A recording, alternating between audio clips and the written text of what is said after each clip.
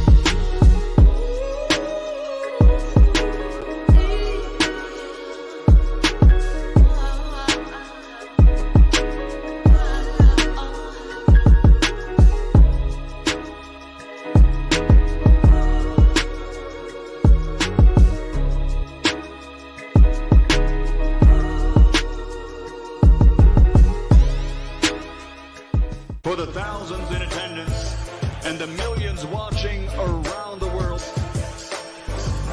ladies and gentlemen, let's get ready to rumble! Yeah, man. What's up, family? This is our boy, Coach Malachi Williams in the building. We back. True Media Boxing Radio. Let me make sure that you guys can hear me. Want to make sure everybody can hear me, man. Bear with me one moment. Let me turn this up. I don't know if you guys can hear me. Hold on. Okay. Can you guys hear me? Give me a thumbs up if you can hear me. I just want to make sure. You guys can hear me. Because I'm not. Okay. Gertz, you say audio good, volume good. Okay, cool. I appreciate that. Hey, thank y'all, man. Thank y'all for letting me know, man. Y'all can hear me, man. Let me see why the hell I ain't got no volume over here though. Oh, I turned it down. My bad. I see what's up. Hold on. Yeah. I turned it down. Okay, I got it. All right, salute everybody, man. I just had to make sure, man. You know how the audio gets sometimes. Shout out to doggone who we got in the building. Big Boss in the building. Mr. Warner's in the building. What's going on, fam? Mr. Warner's in the building. We have Jaime from New York is in the building. G5 from the Bronx is in the building. The Bronx is here. You know, New York always representing. Look like we got, man, look here, man. This show is sponsored by the one and only Charles Edward Cheese. Shout out to Cheese. Hey, okay. Dropping that half for, damn, thigh wow on your boy. Hey, Leroy! Super chat received. Playtime's over, boy. Shout out to Charles Edward Cheese, man. Dropping on $500 on your boy, man. Salute to you, fam. Cheese, what's going on, brother? Matter of fact, let me put my water bottle over there, man. Shout out, man. Shout out to Charles Edward Cheese, man. Before we get into the show, man, you ought to know what time it TI is, man. Before we get into the show, we got to go ahead and let it be known, man. This show has been sponsored today by Charles Edward Cheese. Down from the bar, there's a platform stage.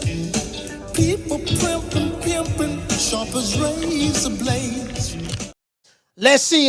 Somebody said Washington State is in the building. Who in the building? Let's see. Washington State in the building, huh? All right. Let's see who in the building. Metal Hendricks is here. L. Harvey is here. Shout out to Jaime from New York. Is this leaning? Oh, it is leaning. Damn. I got to get another table, man. Shout out to Knockdown 305, Dade County in the building. Miss Felicia Williams is here. Shout out to Tila, North Omaha, New Country. Jaime from New York. Who else we have? Victor Cortez. Shout out to Victor Cortez. Shout out to Ruben Gutierrez. Texas is in the house. He say Texas is here. Who else we got? Let's see. Shout out to 3 for 10. 3 for 10. Boy, you brought back some old hustling memories when you said that. For dropping that quarter of a bam dub on your boy. Hey, Leroy! Super chat received. Playtime's over, boy. What did you say, Coach? Why you say why Jaime? You say why Jaime? You say Canelo could have fought David, Terrence, or winner Bivol or Artur. As a fan, I'm disappointed. Bro, where we at right now in boxing, these fighters are able to pick and choose who they want to fight. And that's just the reality of the situation, fam. I've accepted it. And I think as soon as you accept it, it'll be what it's going to be. Boxing is going to be full of disappointments. Some fan bases, they argue and fight for their fighter not to fight the guys who you want them to fight. And then some fan bases want it. So just where we at in boxing right now today, these fighters, Floyd Mayweather, I call it the Floyd Mayweather effect, because you will have guys, and I'm always going to say that because he says he's still the face of boxing right now. So the Money Mayweather phase left a lasting imprint on boxing today. And what it is, these fighters can pick and choose who they want to fight. And so what's good for the gander is good for the goose. So Canelo has a right to pick. If he want to fight Jaime Munguia, he has that right, fam. Shout out to Jamie Vasquez. He say salute. And shout out to Solomon. Hey, okay. For dropping that half for bam, dub with your boy. Hey, Leroy! Super chat received. Playtime's over, boy. Solomon say he say what's good, coach and fam. He say, coach, the opening beat is a banging. He said, what's the name of that beat? That beat is an intro that my cousin made for me. He made that. We supposed to be doing something with it, but I ain't doing that with it. He sold it to me. I bought it from him, and I just used it for the intro. So he say thanks for doing what you do as well. Yeah, I appreciate you, fam. I really appreciate you, man. I thank you so much for the support. It is what it is. Down from the bar, there's a platform stage. People pimping, sharp as razor blades. So as you guys know, I put a lot into this show. You know what I mean? Like, I'm one of the guys who I do what I say I'm going to do. I put a lot into this show. So I bought a new monitor. So I'm going to show you. Matter of fact, let me take a picture of it while we're on the show. Before we get into the show, let me take a picture of it while we're on the show so you can show y'all what I'm working with. I bought a new monitor. I bought a curved monitor. So hold on, guys. Let me get to the camera. Go there. See, can I do this? Back up. Oh, it's like 2. Go to 1.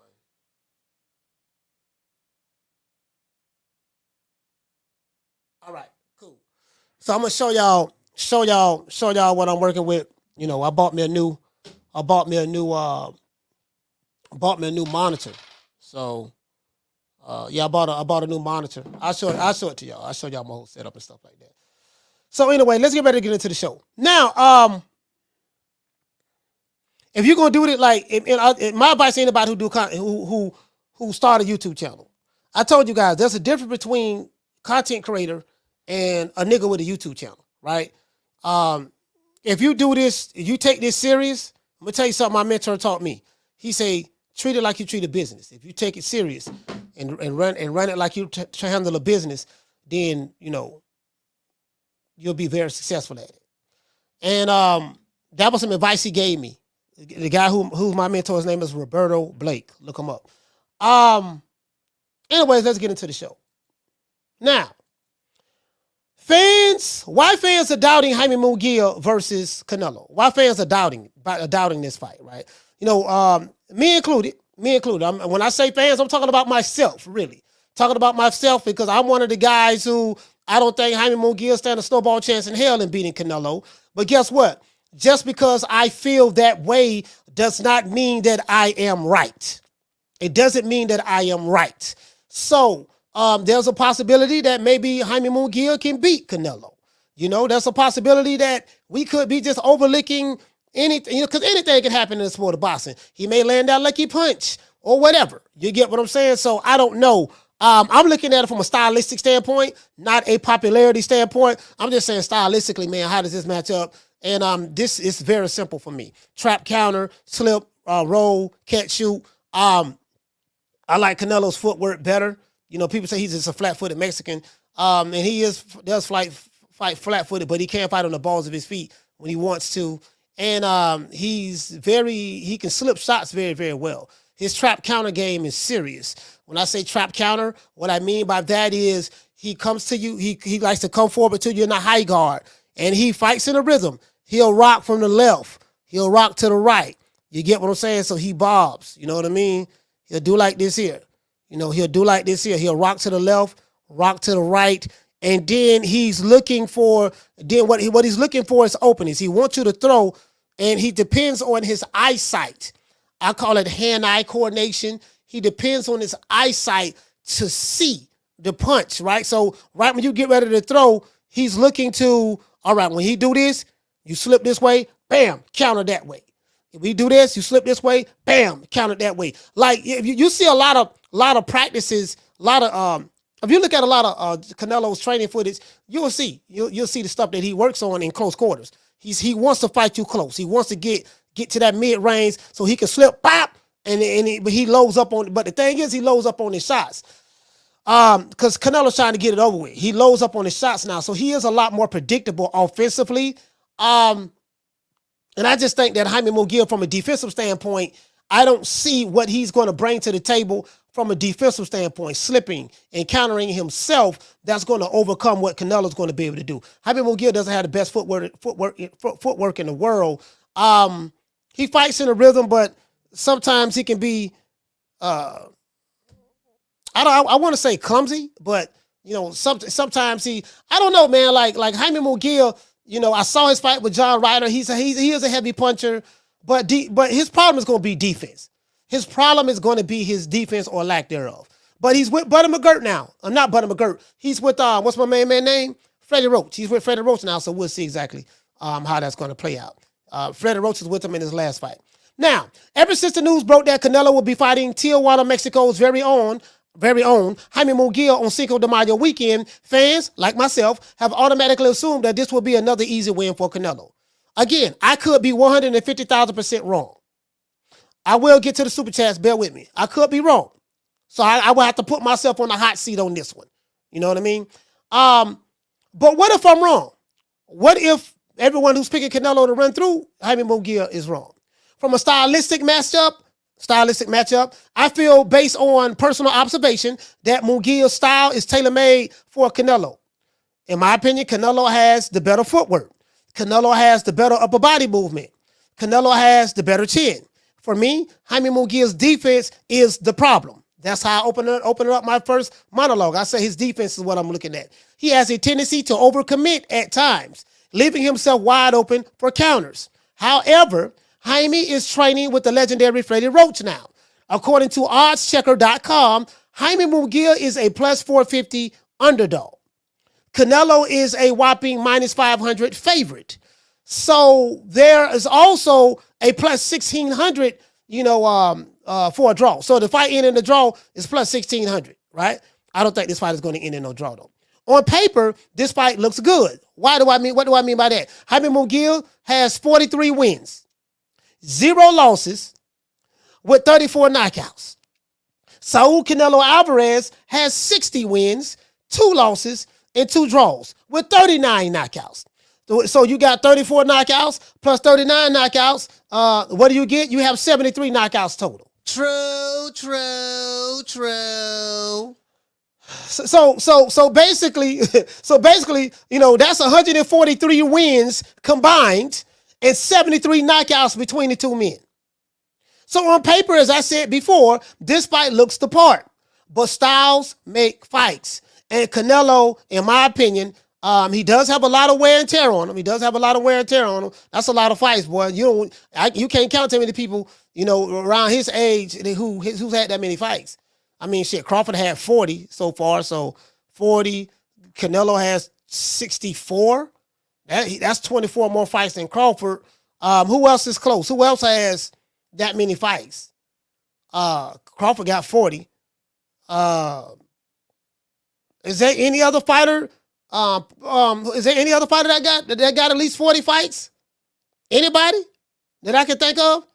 Because I think Crawford is next to Canelo in matter of fights, but yeah, man, I think Canelo, that's a lot of goddamn fights. Or no, my bad.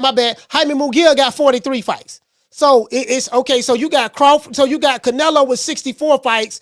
Jaime Munguia has 43 fights. Crawford has 40 fights. Do you get what I'm saying? So it might be somebody I'm missing. Justino said Chavez had 100. Yeah. We talking, you talking about the old school guys. I'm not talking about the old school guys. I'm talking about right now. Right now, today, 2024. We know the old school guys had a lot of fights. I'm not talking about people like Chavez and, on Archie Moore and all of those guys, Sugar Ray Roberts. I ain't talking about them. I'm just saying right now, 2024, this era of boxing, who has... Canelo probably had the most. 64.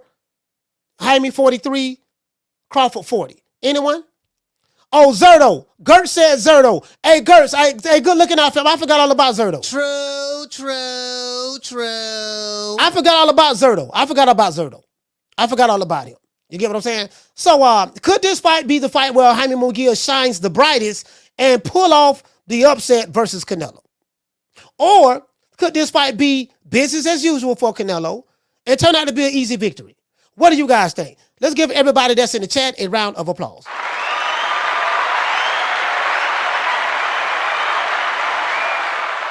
The natural say Navarrete. How many fights Navarrete has?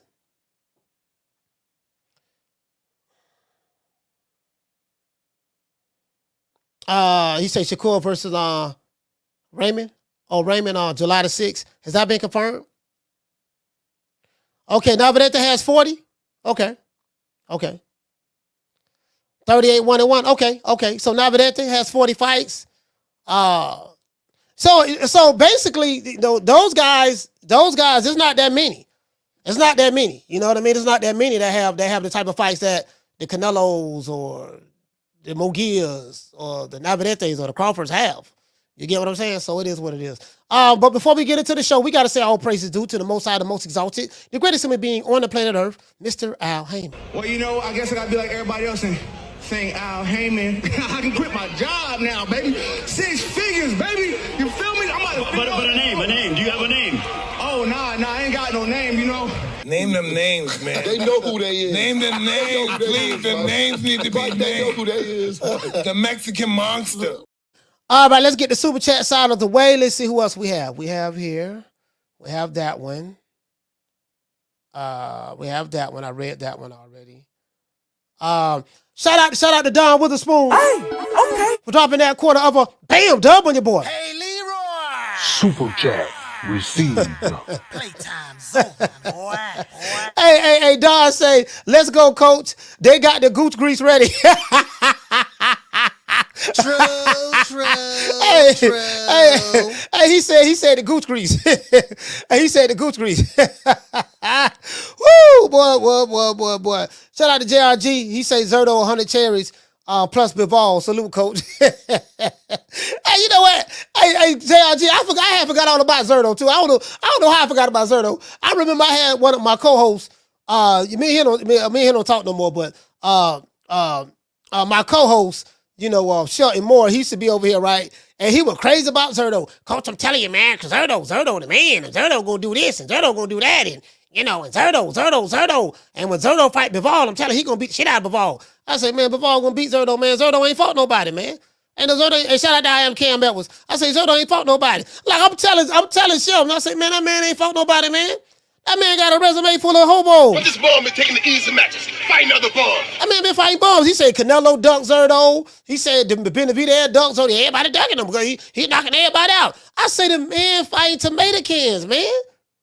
Zerto got a resume full of cans. He was crazy. But listen, you couldn't tell Shelton there. And then as soon as Bivol beat him, yeah, man, coach, man, you were right about that, man. Damn, man, I thought Zerto was going to do this and that. I'm like, dude, I told you the man ain't fought nobody. He ain't fighting nobody. You get what I'm saying? Shout out to Marcus King. Hey, okay. Dropping that half for bam, dub with your boy. Hey, Leroy! Super chat received. Playtime's over, boy. Hey, listen, that's what. See that would be fooling. See, that's how you get a casual, right? Because the casual don't know. Like, and not even casual, but even some dudes who been watching boxing for a little bit, they get caught up in the record sometimes, and it's the quality of opponents. Shout out to Miss Connie in the building. It's who you fight. I told you guys, what's my boxing criteria? My boxing criteria is this. Wait, what my criteria? Where is that? What did I do with it? Level of competition. How many top 10 guys did you fight? My boxing criteria is, I got to rewrite it down. Level of competition. How many top 10 guys did you fight? Did you dominate the division if you stayed in there for a while? How many signature fights have you had? Career defining fights have you had? And how long did you? It was 5. I forgot. I had them written down. It was 5. But how much level of competition? Oh, did you fight the best in the division? Did you fight the best in the division? Right? There should be no such thing as you telling me your fighter's the best, but he ain't fighting none of the other top guys in the division. And then if you making arguments, man, how we know they the top guys? Well, them dudes really ain't nothing. Okay, well, there's an overall consensus from the people that these are the top guys. Like, how did you come to the conclusion to fight Pork Chop Willie, but you didn't want to fight Hobo Sam? You say, well, Hobo Sam ain't no better than Pork Chop Willie. Pork Chop Willie, a real good fight. Okay, but don't nobody know that about Pork Chop Willie. Nobody, right? Okay, cool. So if Hobo Sam is easy to beat, okay, why you ain't fought him yet? When you go to talking about ticket sales, butts and seats, your baby mama got to be bow-legged, your cousin got to know how to do the electric slide. My fighter got more makeup than your fighter. Your fighter ain't. My fighter got more ice than your fighter. When you start nigga-splaining, doing all that, I already know what time it is. True. I just accept it for what it is now. I'm not gonna be wrestling with it again. I'm done with it. I accept it for what it is. I'm not agreeing with the bullshit. I'm still holding the line over here, but I'm just look, man, it's whatever. Because I get that I'm outnumbered, and the casuals, and not only the casuals, but the boxing in America is making it trash because of the decisions that they're making, and the sanctioning bodies are running the show. It appears so. I get it. I see what's going on. I'm just not going to be emotionally invested in this shit. Down from the bar, there's a platform stage. People pimping, sharp as razor blades. Yeah, I'm just not going to be emotionally invested in it like that. You know what I mean? There's no need to. There's no need to be emotionally invested in it. I mean, it is what it is at this point. Shout out to La Jessica. Shout out to Knockdown 305. Who else we have in the building? La Jessica, Knockdown 305. Shout out to D-Block. D-Block is in the building. Okay. Naquan, salute to you, fam. Who else we have here? Naquan is here. Nelly Content. Stephen X, salute to you, brother. Marcus King. G5. Miss Connie. D-Town Funk. Jeff Lucietta. Santana. Shout out to Eric Gomez. To this day. Ball Squad, man. Ball Squad. The Ball Squad in the building, man. Ball Squad in the building. You wish you could work it the way I do. Shout out to Ball Squad. Yeah. It is what it is. The fuck? And we got to thank Al Heyman. Well, I guess I gotta be like everybody else and thank Al Heyman. That's wrong what you doing, baby boy. That's wrong, that's wrong. He did nothing to you. Yeah, man. It is what it is. Hold on. Do we got enough likes yet? Do we have the likes? Let me see how many likes we have, man. Do we have the likes? Oh, man, we shouted in a midget on his knees trying to slang keys. We got 365 people watching this show. And we have 273 watching on YouTube right now. And we ain't got 200 likes. This is unacceptable. Don't everybody believe in Google? Go Google that shit. For real, though. I say what I say, and I deliver it. Shout out to doggone Corey Bradley. So what do you guys think, though? I want to break this. I really want to break this down, man, because I did see the fight that Jaime Munguia had with John Ryder, but still, I mean, some would say that he made some improvements from when he fought Freddie Roach. He made some improvements. Some would say that John Ryder, to me, in that fight, did seem like he was just very, very willing to fall down. He didn't show the grit and the toughness that he did when he fought Canelo. He was getting hit with shots that he saw coming. Very, very easy to fall. So I don't know. Then John Ryder retired after that. So it could be a case of, Jaime Munguia catching John Ryder at the right time. I had one guy tell me, he said, man, you saw they set this up, coach. This is already set up. Hey, listen. He said, yeah, man, they already don't have no set this up, coach. They had had Jaime Munguia. Jaime Munguia moved up from 160, if I'm not mistaken, to 168. I don't know how many fights he had at 168. Hold on. Let me see. How many fights he had at 168? Because look how this worked out. And this is why I say the sanctioning bodies are full of it. You get what I'm saying? Look how this worked out. I think he moved up and then he became, let me see. Hold on, let me see something. Moved up to 160. Okay, so he had a couple of fights at 168. He fought Sergey Derevyanchenko on June of 2023. Then he fought John Ryder 6 months later in January. And now he's fighting Canelo. Now, one thing I will say about Jaime Munguia, he's an active fighter. He's an active fighter. So I will say that he's active. He's not sitting around waiting. Like dude sitting there telling me, yo, man, you know. And then a lot of these boxing fans on social media, especially like when it comes to the books and this and that, yo, man, you know, somebody need to give him a chance. So what the nigga gonna do? Just sit around and wait? Like Jaime Munguia fighting. Like you got a lot of fighters, they sit around fighting. Like, you know, like there's no reason why one fighter should be sitting around for 8-9 months. You're a champion now, you got the belt, right? You're an email champ. Why you ain't fighting nobody? Okay, you can't get Spence. You can't get Crawford. Okay, it's 1,000 motherfuckers you can fight. Why you ain't fighting nobody? I know you got a lawsuit going down with your management team. You got a lawsuit going down, and then Stephen Espinosa is advising you. So that might be the problem. He got Stephen Espinosa advising him. Like, dude, Jaime Munguia is fighting. Joseph Parker fighting. Anthony Joshua fighting. Activity matters. You got a lot of these American fighters over here in America. Some of these guys, these dudes don't fight. They're not fighting. Whine, bitch, moan, complain all goddamn day. You guys know how I am about that whining and complaining. I don't want to hear that motherfucking bullshit, nigga. Niggas, you gonna fight? Yes or no? Nobody want to hear that about you whining, moaning, and complaining. What the hell? What's that gonna do? Down from the bar, there's a platform stage. People pimping, sharp as razor blades. Shout out to Jamie Vasquez. He said Munguia is not the fight that we wanted, unless you're D-Block or Canelo fans. But I feel like they're going to deliver us a good fight. Yeah, I mean, it's not the fight that we wanted, but it is what it is. Like at this point, I'm not, you know, at this point, I get it. I get what's going on. I'm not here to cry about anything. It is what it is. Boxing gonna give you what the fuck what the fuck they want to give you, and it's up to you to support it or not. You get what I'm saying? I mean, that's just where I'm at with it.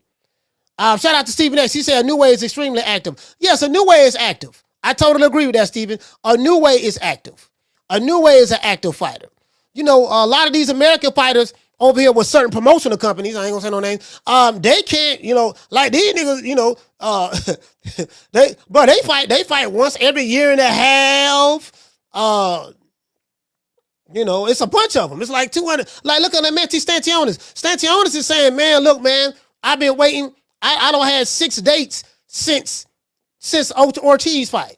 And I keep hearing, look, man, you're gonna fight this month. You're gonna fight you're gonna fight June. All right, you're gonna fight July. All right, you're gonna fight September. Okay, you're gonna fight November. And then okay, you're gonna fight January. And then he say, man, he's tired. The man say he going through depression. He's frustrated. And I'm like, dude, you sound like you stranded on death row. True. Sound like you stranded on death row right now. The man on death row can't get no fights. You get what I'm saying? So it is what it is. Shout out to In My Opinion, salute to you, fam. Flex BK, salute. He said true, coach, but Jaime been smashing his opponents since he started. The war with Derek show grit. Yeah. No, listen, I'm not hey, check this out. Hey, Flex, I'm not even upset about the fight. I'm not upset about Canelo fighting Jaime Munguia. I'm not upset at all. Again, I'm not upset about no fighter fighting whoever they want to fight. I'm past all of that. Because once these boxing fans started justifying certain fighters fighting certain fights that did not include the fighters that we want to see fight, once I saw certain fan bases do that, I said, okay, if you're going to let one do it, let all of them do it. And if you've been watching this show, that's what I've been saying. True.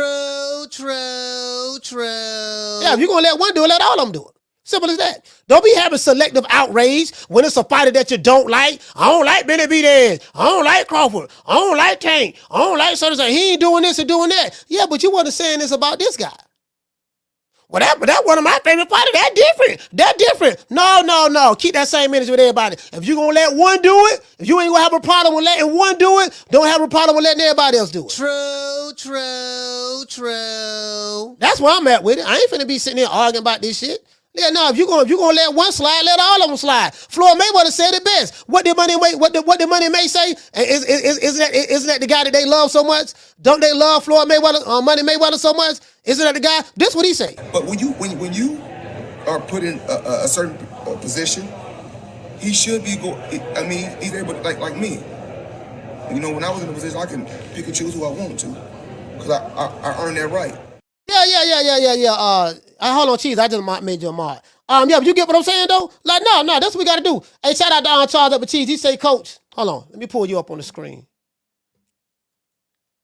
Let me pull you up on the screen, Cheese. Hold on, let's see what he said. There you go, right there. What it say, fam? He say, world, someone could be so sinister as to waste the loyalty and careers of so many great fighters. Hey, you know what, man? Hey, I never understood that, fam. Like these dudes, shout out to Charles Edward Cheese right here. He said, Coach, about that. He said the native, I guess you're trying to say the naive, I guess the native PBC boys definitely seem to go ages in between fights. He said it must be that case with the management over there is paying them to wait like a bond. You know, there is no way in. No way in the... Yeah. You know what? It's crazy. The crazy part about the Cheese is this. And you will have, like, the double standards and the hypocrisies, bro, is what kills me. Shout out to SP Got Beats. You can't, like... these niggas, boy. Boy, these dudes... Ron Boy Fresh said best. Look, check this out, Mo. These dudes be shaking their pom-poms for promotional companies. And Cheese, for the life of me... I've been watching boxing a minute. I have never, ever seen a time where people who supposed to be fans of boxing are fans of promotional companies and networks. These niggas are more fans of promotional companies and networks than they are fighters. True. They get mad if you don't hate the fighter I hate, I don't like you. So, yeah, well, I feel like this. I feel like that. So, you have a right to feel the way you want to feel. What the fuck do your feelings have to do with me? Well, if you don't feel the way I feel, like, again, a lot of these dudes, hold on, somebody said gooch grease. A lot of these dudes, they suffer from gooch grease for real, bro. Like, the gooch grease is real. Hold on, let me pull up the gooch grease. Let me pull it up right quick before I drop the phone lines. Let me pull up the gooch grease. Let's go to bookmarks. What my bookmarks is. Let's pull up the gooch grease. Like this is ridiculous. Like some of these dudes, they be feeling real Gucci. You feeling kind of Gucci today? You feeling Gucci? Let me see. What gooch grease at?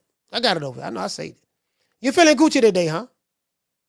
Are you feeling Gucci today? Yeah, man. I'm just saying, man. Like these motherfuckers be old grown ass men. I'm like, dude, are you serious, fam? I don't know. I didn't, bookmarks and lists. Where's my bookmark at? No, I know for a fact. I didn't have this many. Oh, that's Waddell and Reed. Oh, I might have had this many. Hold on, guys. I'm putting up Waddell and Reed.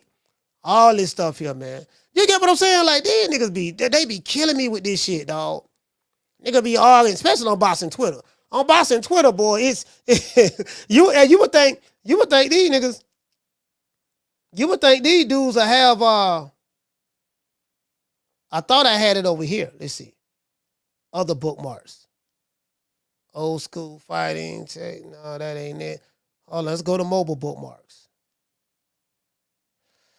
Man, I don't know. Man, I could have sworn. As a matter of fact, don't worry. I could pull it up. Anyways, I'll pull up the gooch grease. I'll pull it up, bro. These dudes be suffering from it, bro. Like, for real. Like, I'm dead. They be suffering from the gooch grease for real. But y'all know what it is, man. You sitting there watching the show, hate watching, don't want to hit the like button. Riley, please have a conversation with him, sir. Look, fuck you.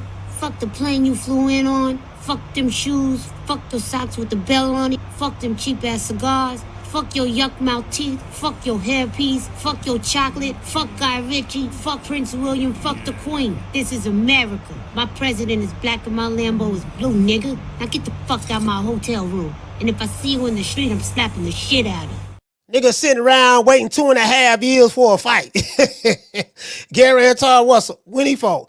Gary Russell Jr. When the last time he fought? Man, it's so many dudes ain't fighting right now. And then niggas be arguing. They ain't supposed to fight. Nigga, we got to be loyal to the soil. Like, nigga, you know what scared me? Niggas on YouTube and social media be screaming loyalty when they ain't loyal they goddamn self. Nigga, hold on. You were just pledging your allegiance to one YouTube channel. You and that dude fell out. Now you pledging your allegiance to another YouTube channel. Dude, like, you can't show loyalty with yourself. And you can't show loyalty to your girlfriend if you got one, your wife if you got one. Your whole life consists of non-loyal things, but yet you want to come on in the YTBC and pledge allegiance to loyalty. Man, sit your dumb ass down. True. Niggas want to come over here and argue. I ain't got time to be arguing with no broke ass niggas. You wanna argue? I can't argue with you. You mad. Look at you. You mad. I don't get paid to argue with you. Who is you? You ain't nobody. That's all they want to do is argue. I want to argue about my opinion and my feelings. Sir, maybe you need to go see a goddamn therapist. Do I look like Dr. Phil? Do I look like Oprah Winfrey? Like, who the hell do I look like to you? Yeah, I want to argue with man, this and that. And see, and I feel like this. And you know, that's what I'm talking about. And he need to be doing that. And why he ain't doing such and such, such and such. Sir, I tell you guys time and time again on this show, these fighters don't give a fuck about what these niggas be thinking. Like, these fighters don't make business decisions based on how another man feels on boxing Twitter or YouTube. Hold on now. Wait a minute now. Look, okay, just imagine you sitting down with Red of the 5 Heartbeats. You know how Red get down. You sit down with Red of the 5 Heartbeats, and you ain't fought in a year and a half, and you sitting there talking to him, man, goddamn, man. Statione is trying to talk to Al Heyman, can't find him, but if he was able to find him, man, goddamn, man, I ain't fought, man. I showed y'all yesterday. Matter of fact, I'm gonna put it up again. The man say the man tired of waiting. He can't get a fight date. He can't get a fight date. You get what I'm saying? Man, that man sitting around, you trying to get a fight. Man, God, I'm trying to get a fight in somewhere, man. What's happening, man? I need to talk to you right now about my royalties and how you keep your books. My office hours are from 9 to 5. Fuck your office hours. I need to talk to you right now, motherfucker. You get what I'm saying? God damn, dog. Nigga coming in there. Yeah, man, I ain't fought since 72. What's up, man? I'm broke. I'm broke. And yeah, man, look. Didn't I give you a couple dollars the other day? Yeah, you gave me a couple dollars, but what the fuck is that? You told me I was supposed to fight 20 times already. Look here, man. Lower your voice. Get out my face. Hold up. Right now, we got something coming up. We got something good coming up. Man, you've been telling me that for 2 years now. Nothing came up yet. But don't worry about it. We got dudes carrying the banner for us for free. You get what I'm saying? It is what it is. Let's get ready to drop these phone lines in a minute, man. They carrying the banner for free. They're riding carrying the banner. Then you got dudes, that's the number one contender. He can't get a shot. Now, I am the number one contender. I'm tired of James the Poodle, Grim Reaper, whatever you want to call himself, ducking me. All right, I'm tired of man driving around town in 8 Rolls Royces. He ain't fought nobody. I'm still in a Broham. Yes, sir. Yep, that's right. I'm running things. Cream corn. That's why they call me that. Smooth. I got more measure for your pleasure. Stick with me, baby. I'll have you farting through silk. And let a nigga mess with me. I'll jump on him. All 93 pounds of pure dynamite.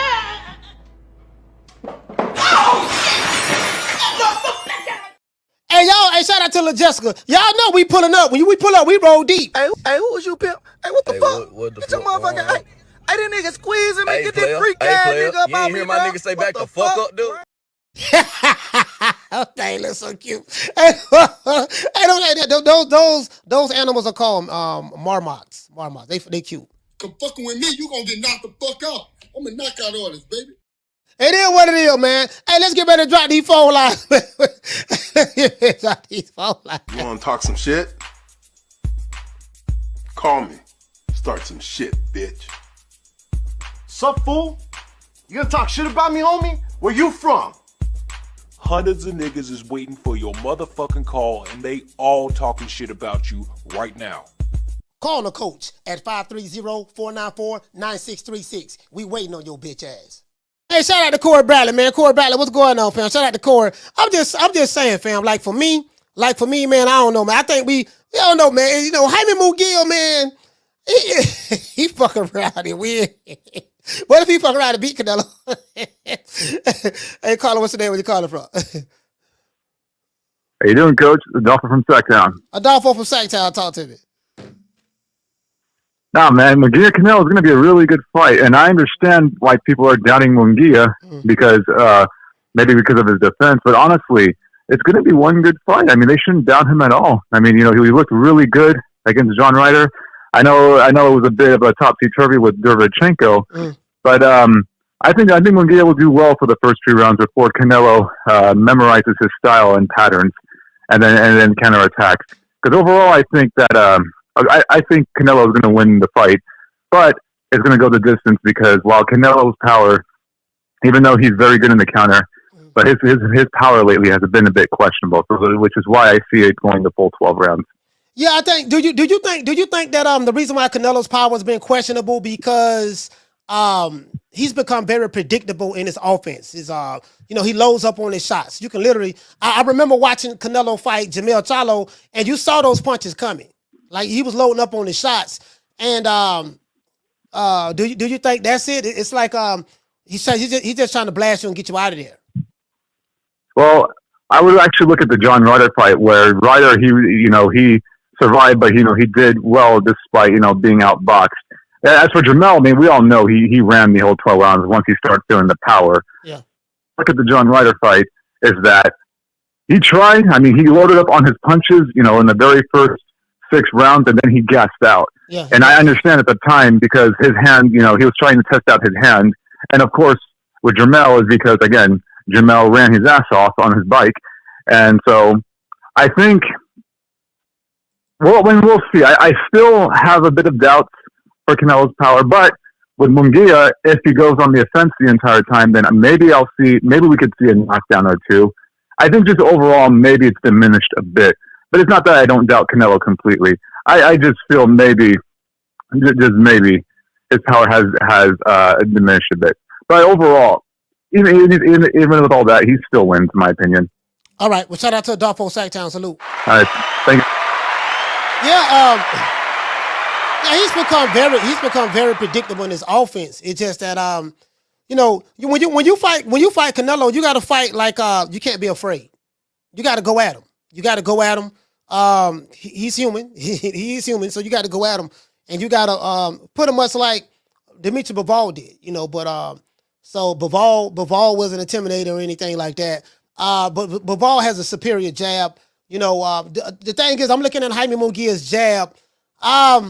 Him working with Freddie Roach, he's going to have to be very, very methodical with that jab.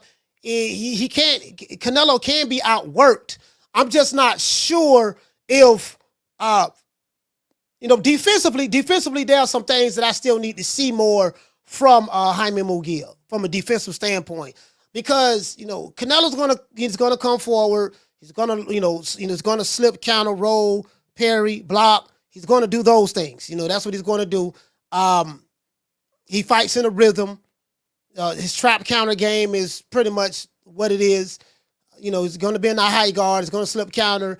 And I just hope that I'm anxious to see what type of game plan that Freddie Roach is going to have for Jaime Munguia. Again, Canelo is a -500 favorite to beat this guy. And me personally, I think that Jaime Munguia's style is tailor-made for Canelo. But again, I could be wrong. I think it's gonna be very similar. Carla, hold on. Like when Zerto fought Dimitri Bivol. Yeah, man, niggas. No, Zerto 75-0, 82 knockouts. And all this shit there. When he fought Bivol, Bivol beat that man from pillar to post, outboxed him, but beat him like, man, this dude wasn't, that punching power wasn't none of that there. And sometimes that's what happens when you fight a bunch of tomato cans and cherries, and you consistently, it doesn't make you better. It keeps you in the rhythm, but it doesn't really make you better. But we'll see, man. Now, I'm gonna probably give Jaime Munguia the benefit of the doubt. Fuck it, but I got Canelo blasting him. Carla, what's your name? Where you calling from? What's up, Coach? Coach Eddie from the ATL. What's happening? Coach Eddie, ATL, talk to me, fam. Man, I got Canelo losing, man. I want I want him to lose. I got him losing. You know, I know I've been wrong all the time. I know they're gonna be here go Coach Eddie wrong again. It's gonna be the one. I'm gonna be wrong. I'm gonna be the one. I want him to lose. I believe Coach. I mean, like I say, man, I ain't never been impressed by this guy. I've been hating Canelo since. Paper champion. Yeah, man. I ain't never liked this guy, man. I ain't never liked him since he was on HBO. I thought he was a fraud the first time I seen him. I said, man, who is this redhead dude right here in front like he a Mexican, man? And then I ain't never liked the guy, man. You know what I'm saying? He always picking and choosing, cherry picking and ducking. And I just don't, I ain't never been impressed by him. Everybody keeps telling me how great this guy is. Man, he ain't showed me nothing. His whole career, he ain't showed me nothing, man. I'm talking about, I ain't just hating. I am hating, but you know what I'm saying? At the end of the day, he ain't showed me nothing, Coach. I'm not impressed by none of his victories. Every time he stepped up with somebody that was halfway decent, it was always a competitive fight. It was always some controversy. It was always some questionable judging. You know what I mean? I'm just not impressed with him. And I think Jaime Munguia, I think his activity is going to give Canelo a problem, man. Because Canelo's gotten very, very lazy, very complacent. And he's one of those guys. A lot of times he has guys beat before they even get in the ring with him. Yeah, very similar to how Tyson was. People before they got in the ring, they already scared. And yeah. And that right there, he relies on you being intimidated of him in order for him to win. Because if you intimidated of him, that's going to allow him to come forward. If you notice. Oh man, damn! I hung up on Coach Eddie, man. Hold on, y'all. Hold on. Damn, I fucking hung up on Coach Eddie, man. Coach Eddie, man, I apologize, man. Let me call him back right quick. I hung up on Coach Eddie, man. Damn. Hung up on the brother on accident. Hello? Hey, Coach Eddie, sorry about that, man. I hung up on you on accident. My bad. Oh, my fault, yeah. My bad. Yeah, I think, with Jaime Munguia being a younger fighter, being younger, being more active and letting his hands go and being able to back up Canelo, I believe he's going to give Canelo a lot of problems, man. And I think Canelo's going to have trouble with this kid, man. What do you think about David Benavidez decking Canelo and being protected by the PBC from fighting Canelo? And this is why we could never get that fight. What do you think about that? Is that Canelo fault that David Benavidez has been ducking and cherry picking and running and hiding? Oh man, that's all Canelo. Why in the world? That's all Canelo. Man, look, this man stayed at super middleweight for 8 years. He's starving himself. You know what I'm saying? Crash diet, not eating for a whole week, just hoping he would get a Canelo fight. Ain't no way in the world this man was staying at super middleweight that long. A man coming down from 210 pounds, staying super middleweight that long. He waiting on Canelo. Canelo ain't gonna fight the guy, man. I don't know what Canelo's problem is. I don't know why he won't just fight the guy, man. Well, he don't move up. He's scared. He don't move up to light heavyweight now, man. So he's a light heavyweight now, man. So do you think he gonna do something up that way, light heavyweight? Man, I don't know. It's gonna be tough, man. It's gonna be tough. Cause you got some killers at light heavyweight, man. He could probably make a little noise, man. You know what I'm saying? Oh, so what you saying? You saying that him moving to light heavyweight is tough because there's gonna be some killers up there. So he better stay at the smaller weight divisions where he can dominate them, but he don't want to fight the killers. Is that what you saying, brother?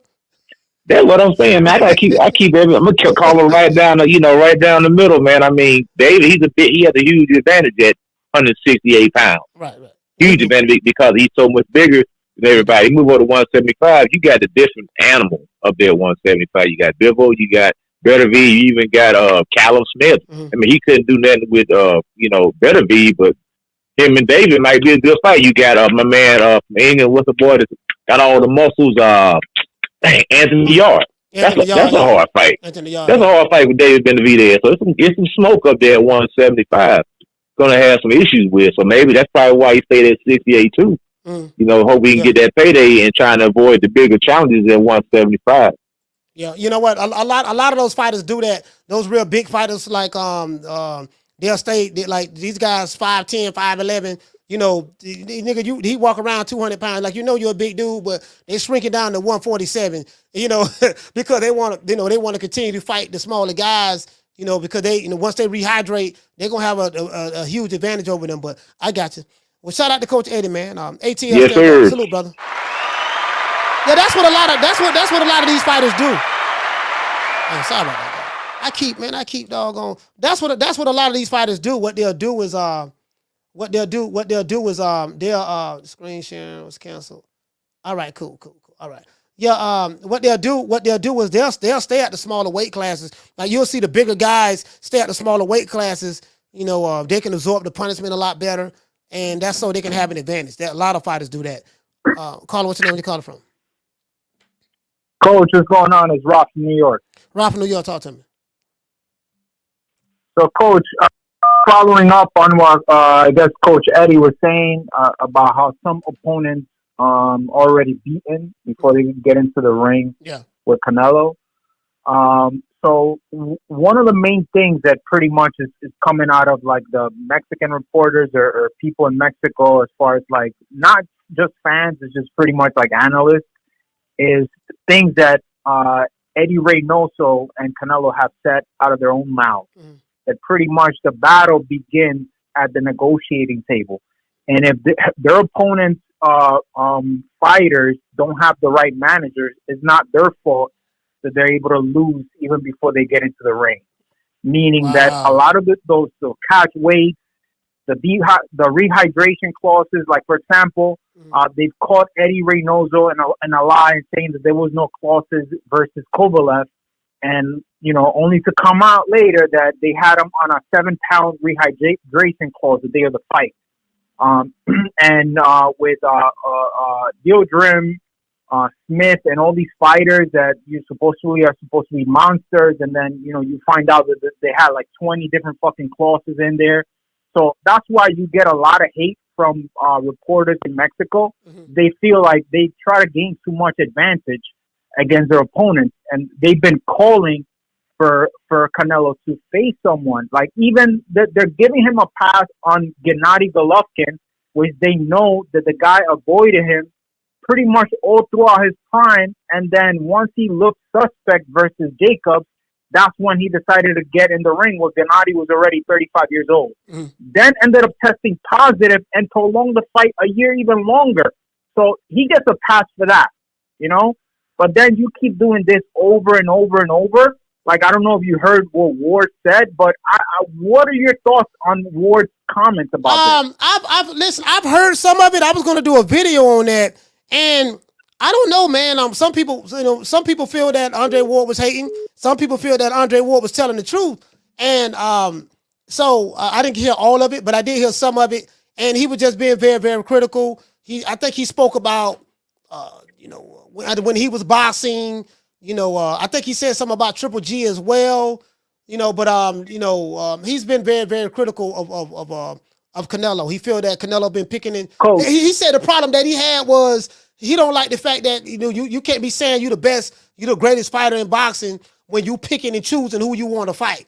You get what I'm saying? And he was saying something of that sort. Yeah. And that's my same thing. Like, it's okay for you to have a tune-up fight here and there, but when you constantly doing this over and over, and then say that, like after the Charlo fight, he was like, "Oh, nobody beats this Canelo. Yeah. I fucking love boxing." It's like, dude, like, really? Nobody beats this Canelo. Come on, man. You know what I mean? Yeah. Nobody beats this Canelo. But then, let alone, he wants to fucking fight a drunk. Like he's like adamant. Like, no, you're gonna give me my $35 million, and that's who I'm fighting. Otherwise, I'm not fighting, and I'm leaving. Like, but aside from that, Coach, just gonna make it quick. If you look at Jaime's resume, if you go on BoxRec, he's only had 2 fights at 168. Yeah. Before that, even on this channel, we used to like make fun of Munguia because he had not fought anybody. Yeah. Like, he went life and death versus Sergey, and now he gets a Canelo fight. Like, all of a sudden, like, oh, that's a good fight because it's Tijuana versus Jalisco. Like, this is Mexican versus Mexican. Like, it's just all smoke and mirrors, man. But let's see. Hopefully September comes soon enough, because I'm already down riding this May fight. Munguia has no defense, so that's my call, coach. All right, shout out to Ron from New York.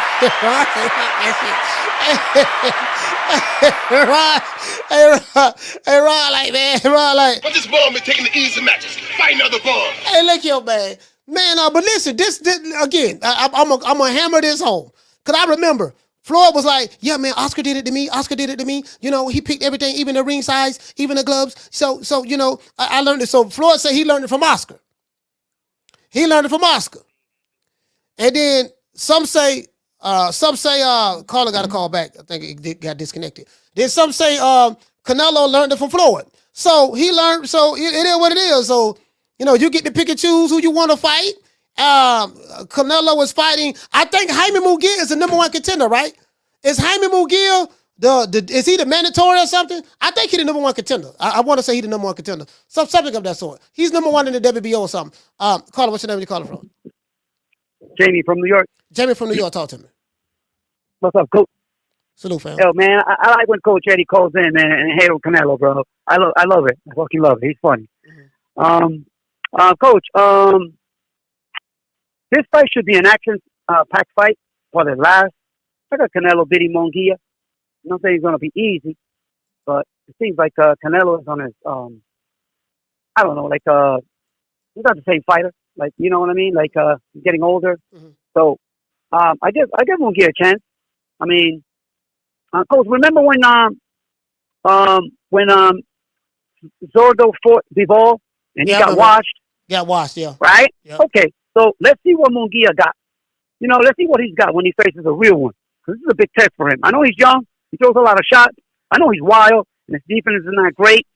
And also, Coach, I don't like how he skipped the line. What do you think about that?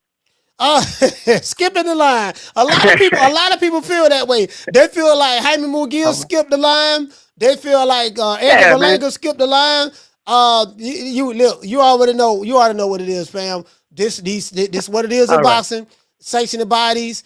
The power brokers control the sanctioned bodies. They pay the sanctioned bodies to get certain fighters moved up and down the chessboard of sanctioning of the ranking systems. That's just what it is, you know, and that's how they justify it. Because you can always say, well, listen, Jaime Munguia, what is, hold on, let me see what Jaime Munguia is.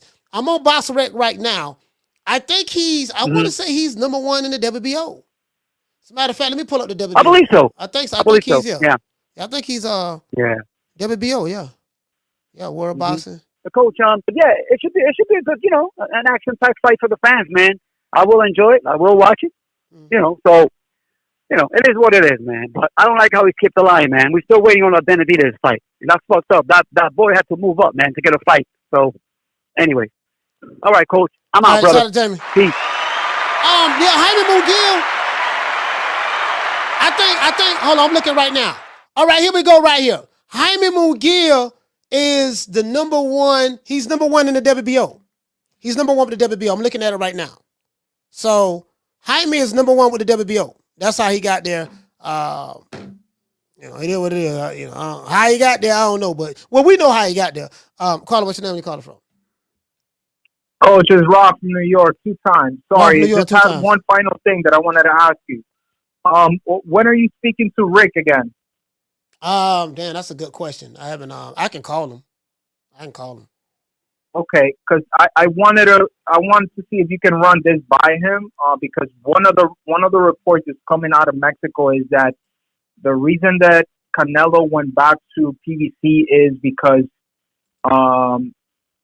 they're going to use Amazon Prime / PBC and the Zone to distribute the fight. So he's not getting those $35 million as a purse.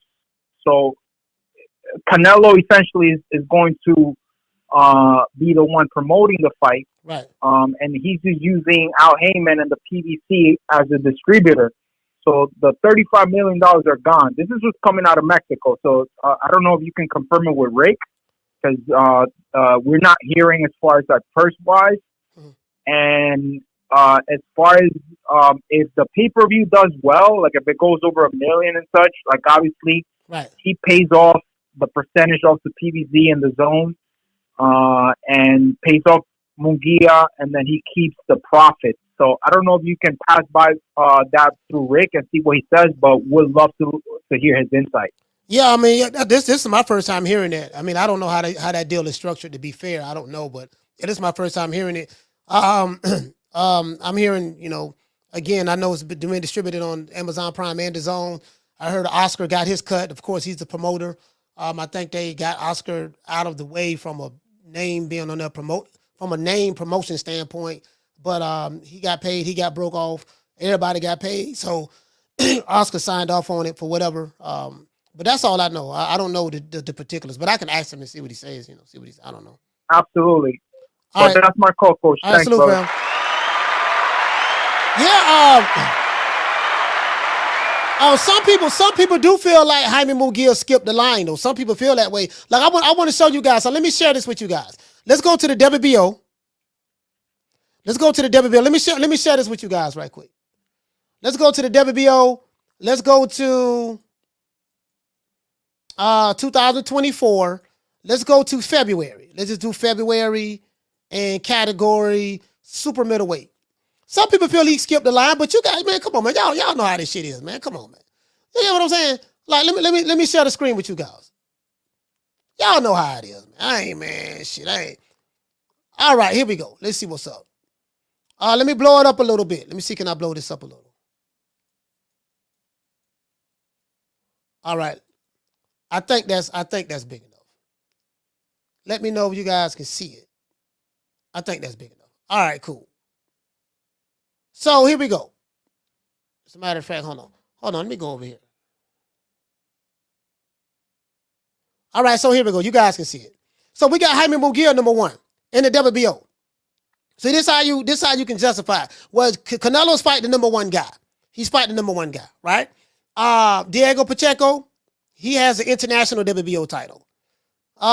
Christian Mbabili, he's number 4. Eric Bazanazian, he's number 3. Edgar Berlanga's number 5. This is all WBO rankings. I don't know how to pronounce this guy's name. I don't know how to pronounce this guy's name. This guy's name is Kevin Lee Sajo. Jacob Bank, WBO Europe. So Vladimir Shishkin. So you get what I'm saying? This is what here in the light heavyweight division. And then we had Benavidez, but he moved up. So Benavidez moved up in weight. But this is what's here. Like, this is literally the biggest name on this list. You get what I'm saying? Like, this is literally the biggest name on this list. Jaime Munguia. All right, look, Canelo. Canelo, look, check this out, baby boy. We got a list of fighters for you. We got this the list in the WBO. Jaime Munguia number 1 now. All right, cool. So Jaime Munguia number 1. Like, literally, like, this is the biggest name that's here. Let's go to the WBC. Again, you guys know how I feel about the WBC, boy. That WBC shit, boy. Well, it's to the best interest of the WBC. That you know how Mauricio Suleiman talk. Talking to Mauricio Suleiman is like pulling teeth. You know how we do it. In the WBC, we just hold on. Let me see what's up. It's just spinning right now. I'm trying to get it to go. Shout out to Urban Mac. Urban Mac say Kansas, you call him, coach. He said they can, huh? Hey. True. Hey, here you go, man. Here you go. I say what I say, and I deliver it. Hey, no. So I'm showing the sanctioning bodies, bro. These goddamn sanctioning bodies. They do. I mean, the tomfoolery, bro. Call him. What's your name when you call it from? Call him. What's your name when you call it from? Oh, can you hear me? I can hear you now. What's your name when you call? Oh, sorry, Coach. Yeah, Jesse from LA. Jesse from LA, talk to me.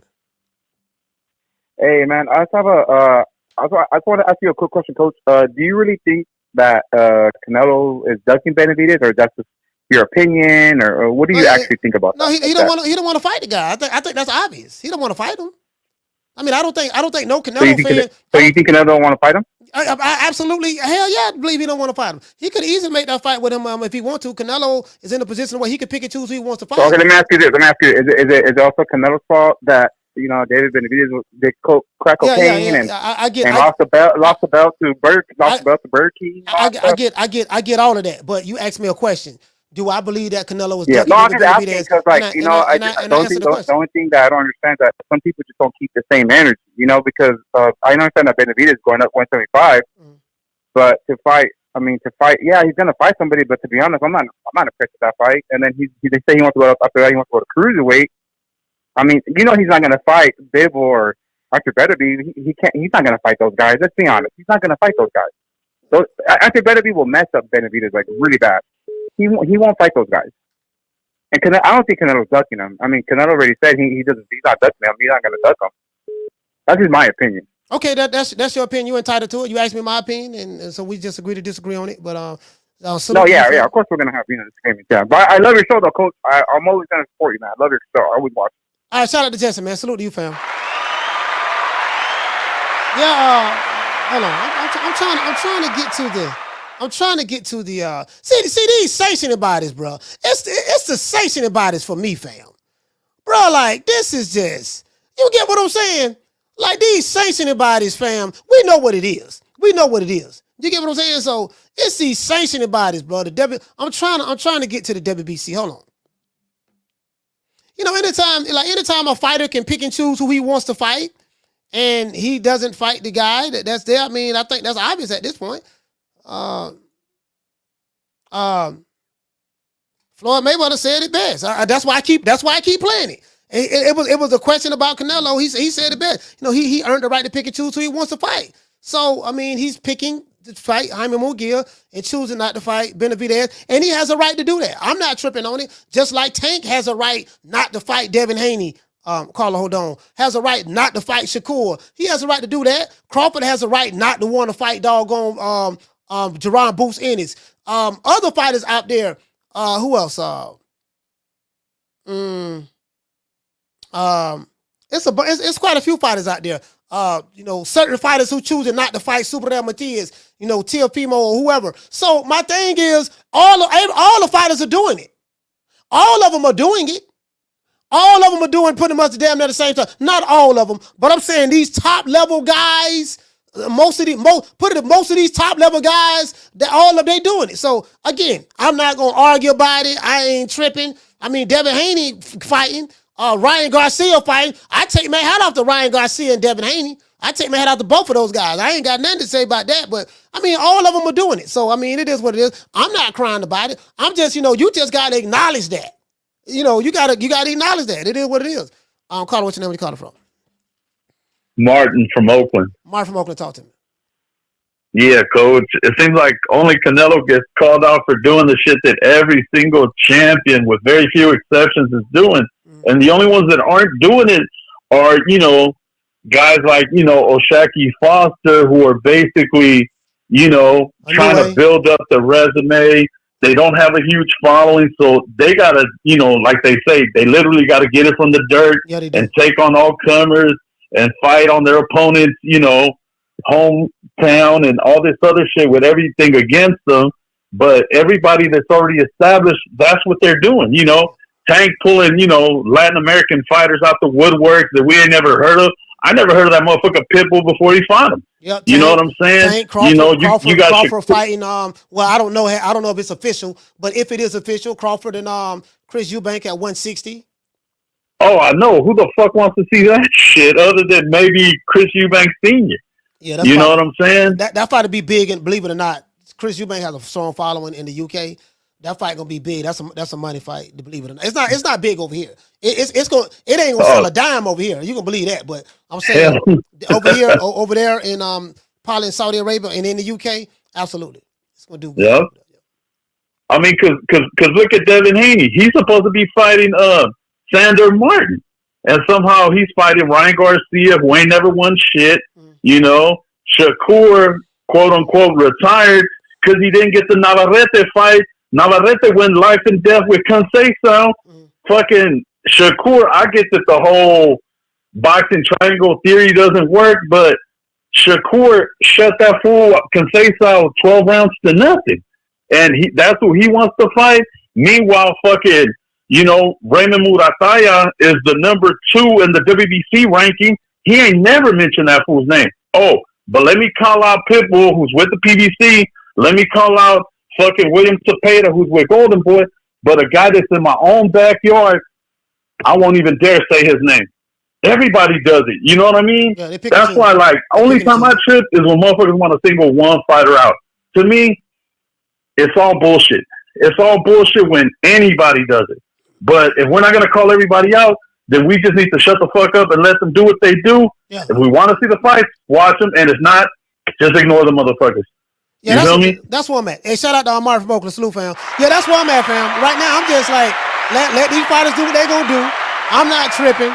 I don't give a damn who it is. As I said before, if it's cool for one, like shout out to Finesse 2 times. It's cool when they do it. It's a problem when the other fighter do it. Fuck them. So you can't give one fight. You can't get this fight over here a pass and then say everybody else got to fight the killers. No, because they're gonna say, okay, if this guy's doing it and he's supposed to be the creme de la creme, then guess what? Everybody else should be able to do it. So I ain't gonna get mad who Tank fight, Crawford fight, Canelo fight. Shakur fight. I ain't get mad at none of that. I can choose to, to support whatever fight I want to see. And then if y'all don't want to support it, don't support it. If you want to support it, support it. But these fighters can fight whoever it is they want to fight. I ain't tripping on none of it. Wild the same thing. Carla, what's your name? Where you calling from? What's up, Coach? It's JBN from Fort Worth, JBN, talk to me, fam. Hey, man. Hey, Coach, what confirmation has been on David moving up to light heavyweight? Because I checked on BoxRec and there's still no fight announced for the Bozic fight. So I really doubt that David is going to step up and fight the Bozic because, like I've told before, and I've said to everybody, David Benavidez has been ducking light heavyweight his whole career. Mm-hmm. He has never been willing to move up and fight a natural guy that's his size. I heard that. So I really doubt that he's gonna move up and fight Bozic. And if he moves up to light heavyweight, I bet you he's gonna fight a guy like Jesse Hart. He's not gonna fight no B+ level fight or anything like that. But what have you heard about that? Because I really haven't heard anything about light heavyweight. That's a good question, and I don't know. I really don't know. The thing is I don't know, bro. That's a good question. Right. I've checked on BoxRec and there's nothing there, and I haven't heard anything else ever since Mauricio said that about him moving up. I haven't heard anything else about that anymore. And remember that there was a lot of talks about him fighting Jesse Hart. Mm-hmm. I feel like that motherfucker's gonna fight Jesse Hart at light heavyweight. That's what he's gonna do. And if he does, I don't know how anybody's gonna say that. I don't know how anybody can say that Canelo's ducking when this guy is clearly fighting the easiest opposition. But what do you think about that, Coach? Well, I mean, my thing is all of them are doing the same shit. So that's what I'm saying. Like I'm not jumping on just one fighter. It's like, dude, all of them doing the same shit. All the guys, there's some fighters out there they ain't fighting who you want them to fight. And then they picking to go another route. So for whatever the reason may be, they all doing it. So my thing is, I'm not going to have selective outrage and be like, oh man, that dude ain't fighting who I want him to fight, while ignoring that Tank is doing it. Shakur may be doing it. You may feel Crawford is doing it. If you feel that way, you may feel Wilder's doing it. You may feel Fury. Whoever you may feel is doing it at some point in time. So I'm not crying about it. To me, it's not a big deal. It used to be a big deal for me when I first started my channel, but now I'm not even tripping on it because I don't see too many fans come on this show and they argue up and down. You put your fighters in the witness protection program. You got the CIA, he protected by the CIA, the Department of Homeland Security, the Scotland Yard, the Jewish Mossad. You got doggone the Navy, the Air Force, the Marines. So they put these fighters in the witness protection program and argue on their behalf. And I'm just tired of arguing. I'm like, man, fuck it. Whatever. Yeah. I'm rolling. I just don't want David Benavidez to end up like that bum ass Demetrius Andrade, because look how he ended. He ended up getting knocked the fuck out because he couldn't make middleweight anymore. He ended up getting knocked out by a bigger fighter. So that's what's gonna happen to David Benavidez, Coach. Like, hear my words out. One day He's not going to be able to make super middleweight anymore. He's going to be forced to move up to light heavyweight. He's not going to be able to bully those guys around because that's all he has. Benavidez just has size and strength and volume. But with those guys, he's not going to be able to fuck with them because he's not going to have that advantage over them. And he's not going to have the skills to keep them off and to keep them. He doesn't have the style. He doesn't have the style for both. Why do you think this guy, David Benavidez, always fights smaller guys that are pure boxers? David Benavidez is a pressure fighter. That is kryptonite to a pure boxer. He's always fighting guys that he has the size advantage and the stylistic advantage over them. Think about it this way. Caleb Plant is the strongest puncher that he's fought, and Caleb Plant isn't even a puncher. Like, to think about it that way. But that's all I got to say, Coach. Keep up the great work. I like the show. You're doing a great job, man. Thank you for taking my call. Yeah, I'm not, again. And hold on, I want to show you guys something. Y'all see this? Y'all look at this. I've got all the sanctioned bodies up. Let me pull up the IBF too. You got Canelo is the super champ at the WBA. David Morrell is the Reggie Belt champion. Edgar Berlanga is number 1 behind the Reggie Belt champion. We heard rumors of Edgar Berlanga was going to be the one to fight Canelo over David Morrell. I'm showing you how this works with the sanctioned bodies, right? You get what I'm saying? When you in that position, Carla, hold on. When you in that position, right? And let's go over here. And with the WBC, Jaime Munguia is ranked number 1. So I will say this: Jaime is ranked number 1 with the WBC, as well as, let's see who's over here. They got Demetrius Andrade. Okay, Demetrius Andrade. Edgar Berlanga number 10. As well, he's ranked with the WBC. He's number 1 with the WBC, as well as ranked number 1 with the WBO. So Canelo is fighting a guy that's ranked number 1 in two different sanctioned bodies. Now we know the sanctioned body's full of shit, but we know what it is. Carla, what's your name? Where you calling from? Yo, Coach, this Mason, how's my audio, man? Man, the audio sounds choppy, but we can work with it. So what's good, Mason? Okay. I just wanted to say, man, fresh cherries for everybody, man. Everybody gets a fresh cherry here. The only thing, I think the only problem that people have with Canelo is that the motherfucker won a $35 million guarantee to take that fresh cherry. And that's the fucking issue. $35 fucking million. Nigga, you should be fighting King fucking Kong every time out for that kind of fucking money. Now, I forget Tommy Hearns, right? Yeah. One of my favorite fighters of all time. Yeah, man. That nigga fought Wilfred Benitez, Roberto Duran, and then he fought Hagler, all back to back to back. Nothing but killers on his resume. These niggas, bruh, they gotta step that shit up and give us better fights if they want that top dollar, man. And that's the problem that I got with this shit. But like you say, man, fresh cherries for every fucking body, man. Do what y'all niggas want to do. Cause like you say, they ain't listening to us. When they sitting at them tables making them decisions. What they doing is it's about Floyd Mayweather. Listen, there's a video out there. Floyd was arguing. He was like, yeah, y'all keep taking those tough fights. Fighting all those hard fights. That's all I do. Line them up and knock them down. I'm gonna make it look easy. You get what I'm saying? So when Floyd became Money Mayweather, he started preaching this shit. Like, yeah, man, y'all ain't fighting all them hard fights, this and that. And that was the irony with me. You saying that you want Crawford to fight Boots, give Boots a shot, or Crawford need to fight David Benavidez.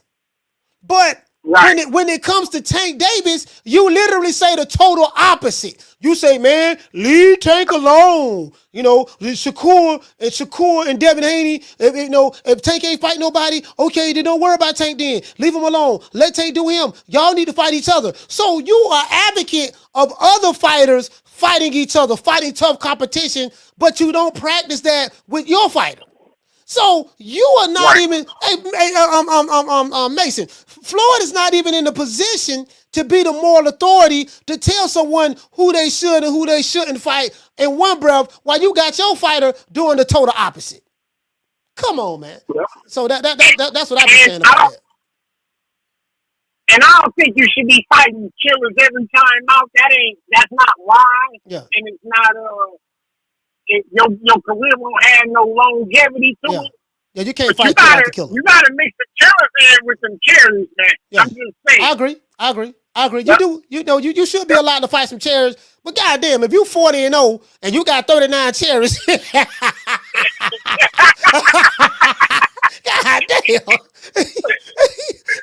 That's all I'm saying. That's all I'm saying. Listen, doggone Zerto, listen, Zerto 45-0. He almost broke Floyd Mayweather record. 45-0, 82 knockouts. I'm like, God, who this dude fighting? This man, come on. Like, dude, you get what I'm saying? Like, all I'm saying, don't tell me that this fighter over here got to fight King Kong, Godzilla, Mothra, Megatron, and Optimus Prime.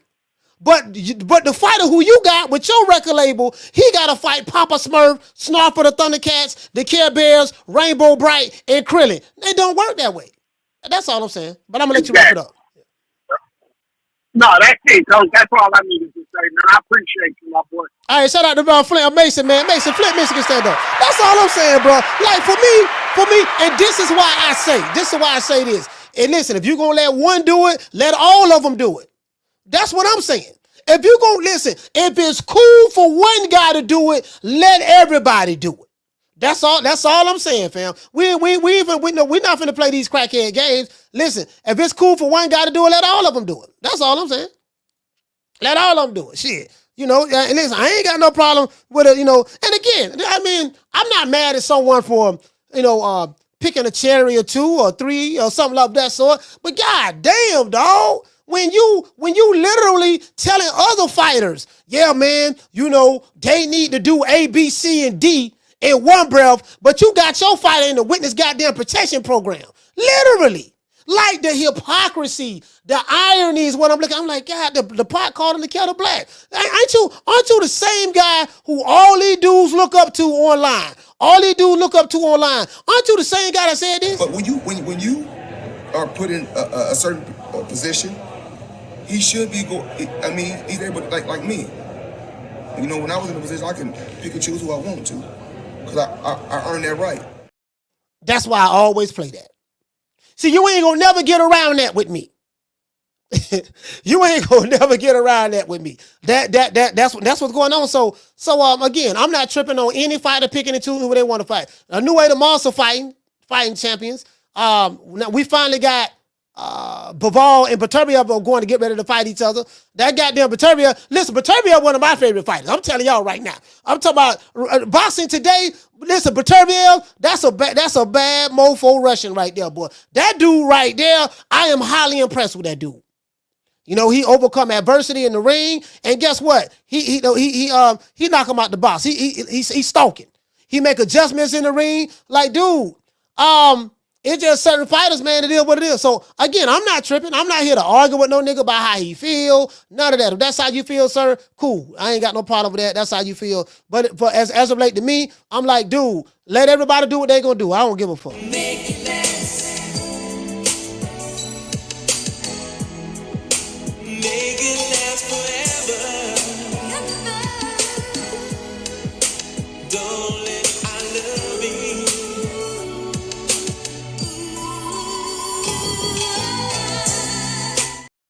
But for me, I'm just being honest with you, fam. Like, I like the fact that Jaime Munguia has Freddie Roach in his corner. I think that, again, I could be wrong, man. If Jaime Munguia beat Canelo, that'll be a big upset, because Jaime Munguia is a plus 450 favorite. 450 underdog. So, from what Drew was telling me, Jaime Munguia is from Tijuana. And I think Canelo from, what is it, from Jalisco in Mexico. So I'm hearing they got different drug cartels over there. They got the Tijuana drug cartel, the Jalisco drug cartel. So They represent. You get what I'm not saying that's what they doing, but I think for what Drew was trying to tell me, yeah, man, this is the big fight.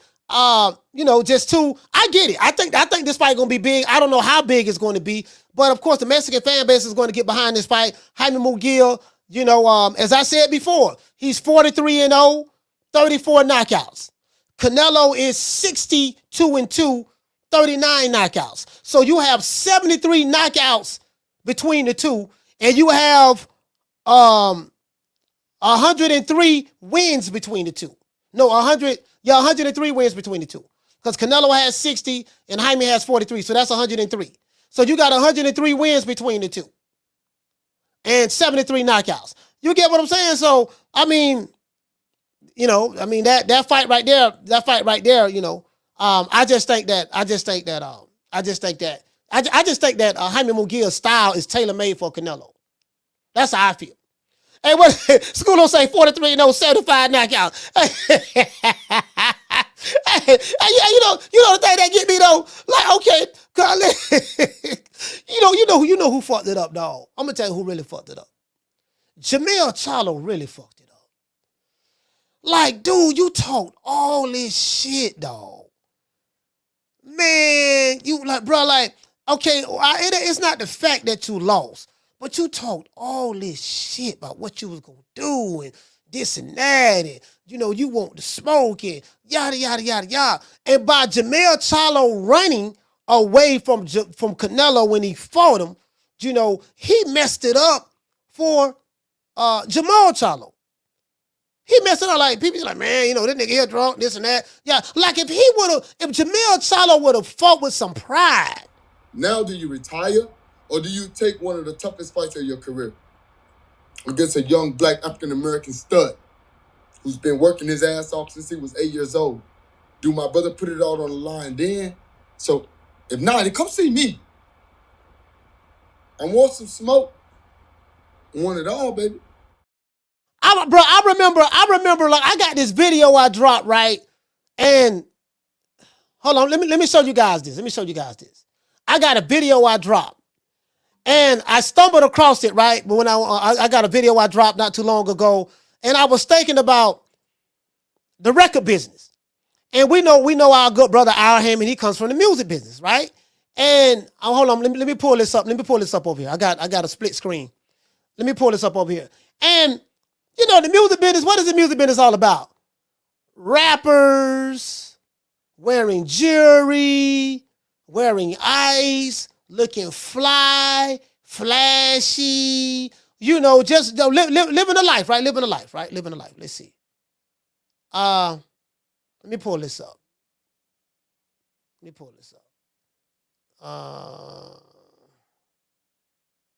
Was it a short? I think this was a short. As a matter of fact, I think it was it a video or a short? Man, which video that was? And I show, it was Adrian Broner. I think it was an AB video. Was it an AB video? Yeah, I think it was an AB video. Here it go right here. Bam, I got it. Let me show y'all this. And when I made this video, it brought back memories because I remember a time when it was like this. And I call these guys the party boys. I remember a time it was like this. The party boys. And hold on, let me see. I'm going to show y'all this. This is a video I made about Adrian Broner. Right? So, let me show y'all. Hold on. Let me pull it up. Let me pull it up right here. I got y'all. Hold on. Let me pull it up right here. This is the video I made about AB. Right? And it really, when I made this video, it really touched home for me. And I'm going to tell you why it touched home for me. Because I remember this. These dudes were so busy partying. They were so busy drinking, smoke. They were doing everything. But this been going on. That's why I say I'm not going to have no selective outrage. I had to go back and look at it, right? I said, man, this shit been going on, man. Like, look at this. I remember when AB was like, look, man, hold on, this been going on. Let me show y'all this. Do y'all remember this? Let me share this with y'all. Let's go here. Let me share this tab. Do y'all remember this? Hold on. Hold on, I'm finna pull it up right now. Y'all remember this? This when Agent Broner and Floyd Mayweather used to be hanging real tight. And he used to call Agent Broner big bro. Yeah, big bro. I gave my little brother that name all about the brand. Can you guys hear that? Y'all probably can hear. Broner, it's gonna be a problem. The problem child. Like this. Hold on. Can you guys? I don't know if you guys can hear it. Oh, let me see something. I just stopped it. Did you guys hear that? Did you guys hear that? I don't know if you guys. You probably ain't hear it. Anyway, I'm gonna just play it anyway. Okay, Tila, did you guys hear that? Y'all check this out. Anything else is uncivilized, but it's your man Money May coming to you live from Fight Hype. And once again, we gonna strap it on. Just like that. Now, my man that took over at 130, he took over at 130. Now, Agent Broner was fighting tomato cans. He was fighting for vacant titles. He was fighting easy fights. And they was living the rock star life. Jewelry, drinking, bowling. I got something to show y'all. Hold on. 35, no. He said, hey, big bro, what weight you think I should go to? Should I go to 140? I said, damn, baby, bro. They trying to get you to fight me. They trying to bring you up to 47. But I said, you know what? Clean the rest of them kids up and do what you got to do, baby, bro. Because, you know, your big bro, they got a 30-month run. And, yes, I'm about to cash out just like that. You diggity dig. I remember they was calling Agent Broner the... Yeah, hey, you diggity dig. Y'all remember that? Hold on. I got something else to show you. Like, y'all remember this? We got the best fighters over here. Oh, God. Now, all these niggas drunk. I'm finna show y'all who this is. AB, drunk. The Easter Bunny, Robert Easter, drunk. Tank Davis, drunk. Jamal Charlo, drunk. Errol Spence, drunk. Like, I remember this. I said, you know what, man? So when you drinking like that, all these niggas were fighting cherries. They weren't fighting nobody. You had to selectively. I say, damn, Al Heyman got them iced out. They got Lambos with through-or-die doors. They bowling. Do y'all remember this? Hold on, let me show y'all. Oh, God. Hey, we all got a check. Listen. AB, we coming back on here. We back. We got the best big names in boxing. All the smoke. Stop pushing me. Don't push him.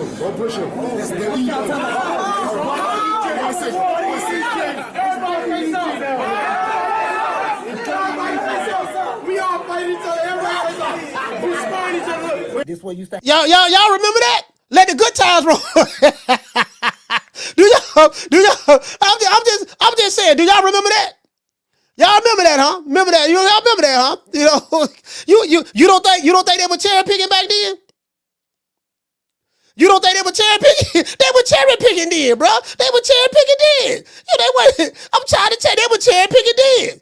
You know, but then they ended up running up on some killers because now Agent Broner now. He cherry picked till he couldn't cherry pick no more. He ran up on Marcos McDonald. We saw how that turned out.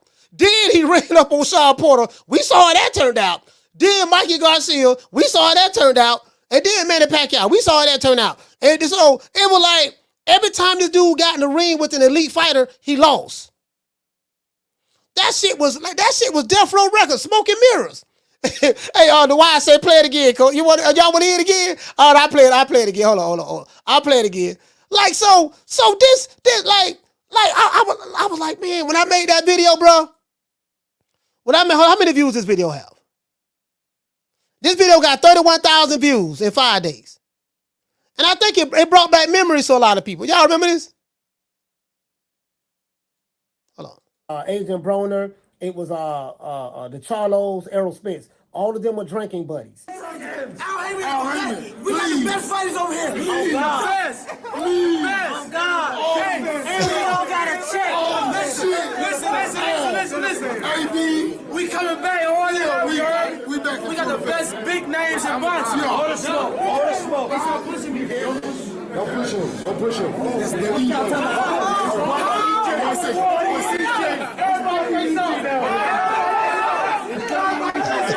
We all fight each other.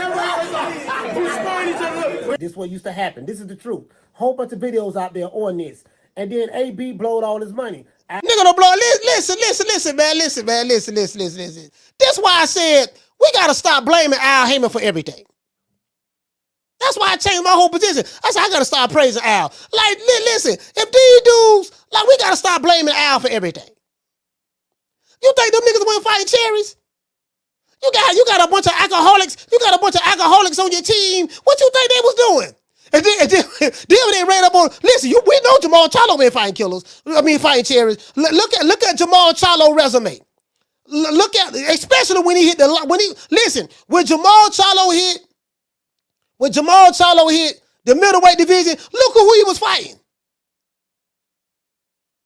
So, again, like this brother spoke about Hagler, Hearns, Leonard, Roberto Duran. Them days gone, dog. Them days gone. Where we at right now in boxing, them days gone. That's over with. You get what I'm saying? So it is what it is. It's a casual sport now. Things are different. Times have changed. Things are different. Times have changed. And this is what I'm saying. If you're gonna be mad, and like for me, right? You can't be mad at one guy and say, man, that dude ain't fighting nobody. You know what I mean? And this and that. But then you ignore what the other guys are doing. Like the dude who called the show. Like you got people like Oshaki Foster, Raymond Ford. They can't afford the duck and cherry pick because they are on the bottom of the totem pole. So those type of guys, they have to fight killer after killer, have to fight the top guys. They're not in a position to be able to say, okay, no, who that is, Smurfette? Hold on, tell Smurfette to come here. I want all that smoke.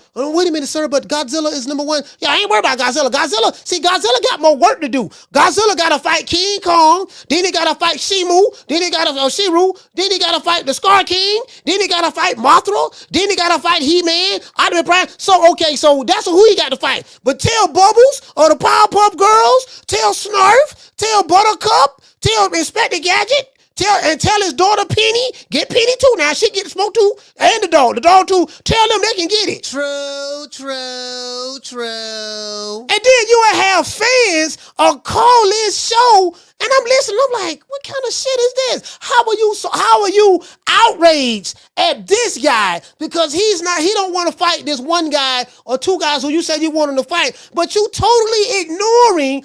This guy ain't fighting nobody. True. But this bum is taking the easy matches, fighting other bums. Literally. No, wait a minute now. Hold on now. She was here now. She my fight at the A side. Ain't nobody nigga be saying 60-40, 70-30, 80-20. Take whatever we give you. Y'all remember that? I know you once said, hey, look, if we fight, it's gonna be either 70-30. 80-20. What was that? Man, I was when I said posturing or what was that? When did I say that? That was. Yeah, I said it on my girl Instagram. But I was playing. Hey, man, nobody taking no 80-20, 70-30. Yeah, I was playing. I was like, because I was like, it's gonna be 60-40, and I was like. Yeah, he keep playing crazy. It'll be 70-30 or 80-20. Yeah. But yeah, I was playing. Like I was serious about that, man. Like people can't take jokes. Shit, them niggas on YouTube weren't joking. Boston Twitter weren't joking. They were dead serious. They were calling niggas coon. Yeah, man, see what it is. See Crawford. See what it is now. Crawford a coon. He itching that. And he top rank told me she what it is now. She we doing the heavy lifting. We doing the heavy lifting. I'm like, oh God say no goddamn body. Yeah, we doing the heavy. Now Sean Porter, I give him credit for Sean Porter. Yeah, we doing the heavy lifting though. We doing the heavy lifting. Yeah, we working out. We in the gym. We bench pressing. We bench pressing 225. We squatting 315. Yeah, we doing the leg press. What are we doing? We doing pull-ups. We doing the heavy lifting. True. Gotta hear this shit. True. I had to hear this heavy lifting shit from these niggas. I'm like, oh goddamn. I'm tripping. My bad. I got two monitors here. I got two monitors. Well, two keyboards here, man. Sorry about that. I'm trying to give everybody a shout out in the chat. You get what I'm saying? So I'm like, bro, but I remember that the alcoholics. now look. Jamal Charlo. I don't know what happened to him.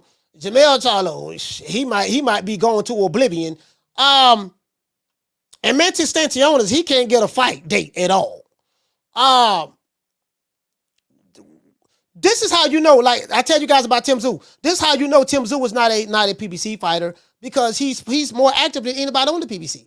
He's a no limit promotions fighter. No limit. That's a when you talk about Master P, we talking about the promotional company out of Australia. And I guess he has something worked out the way he's gonna continue to fight. You know, that's his promotional company. And he's fighting those guys. But they're fighters, man, like, bro, I just remember those days, like, let the good time roll. Let the good time roll. You know what I mean? Yeah, dog. Now we balling right now, dog. See what it is? And we on the outside of the street, and you with the wrong company. Y'all remember that shit? Shout out to Martin King Boxing, man. He say the Bud Pack Spence had.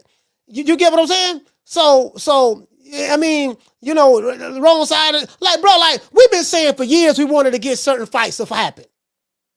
For years, like, I'm not gonna let these dudes forget. I get it. You want to put it all on one guy. Fine. But bro, for years we've been trying to get certain fights.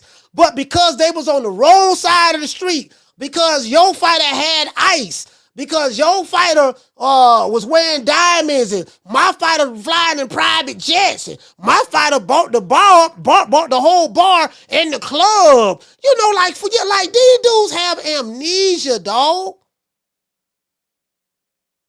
I'm like, damn, my nigga, like, this is what I've been saying since I've been on here. I've been saying this shit since I've been on here. Literally. No, man, we don't care about no boxing criteria, my nigga. And you don't care about no commandments. You don't know that. Like, who the fuck is you that come with a boxing criteria and commandments? No. Boxing, you supposed to have a boxing criteria, fam. Like, how do you know who the best in the division is if they're not fighting each other?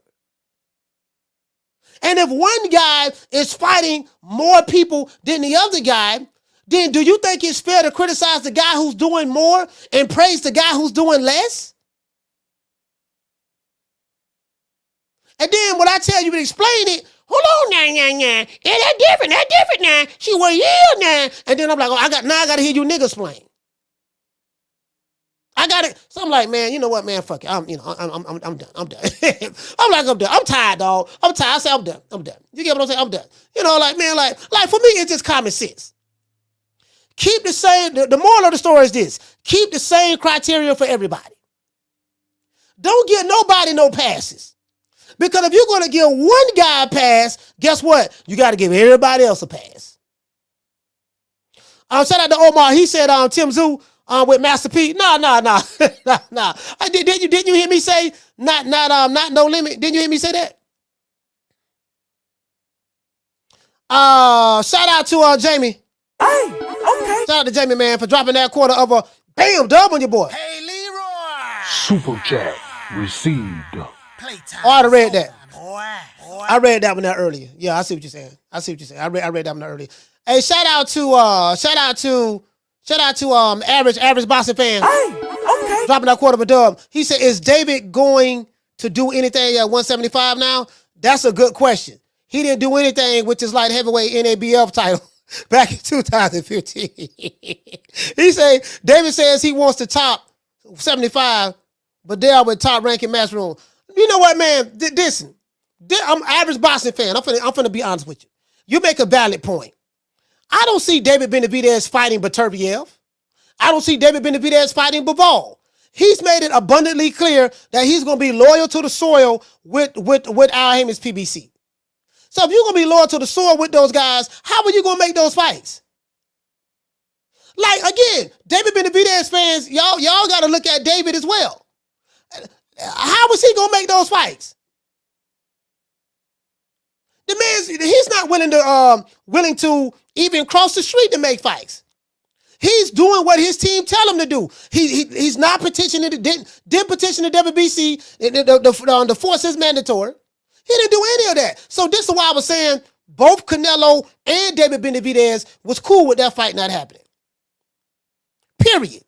Canelo don't want to fight him. I think that's obvious. And David Benavidez ain't trying to fight Canelo. I think that's obvious. How do I know? Because goddamn it, you the intern champ, you the mandatory, and guess what you do? You ain't say, you know what? No, I'm finna. Your team ain't say, you know what? See, I needed a statement from Benavidez's team, Samson Lewis. Look, we tired of waiting. We are petitioning the WBC to force their hand in order to force this fight. He didn't say none of that. Do you know what Samson Lewis said when they asked him? I think Nessa Gibbs asked him about.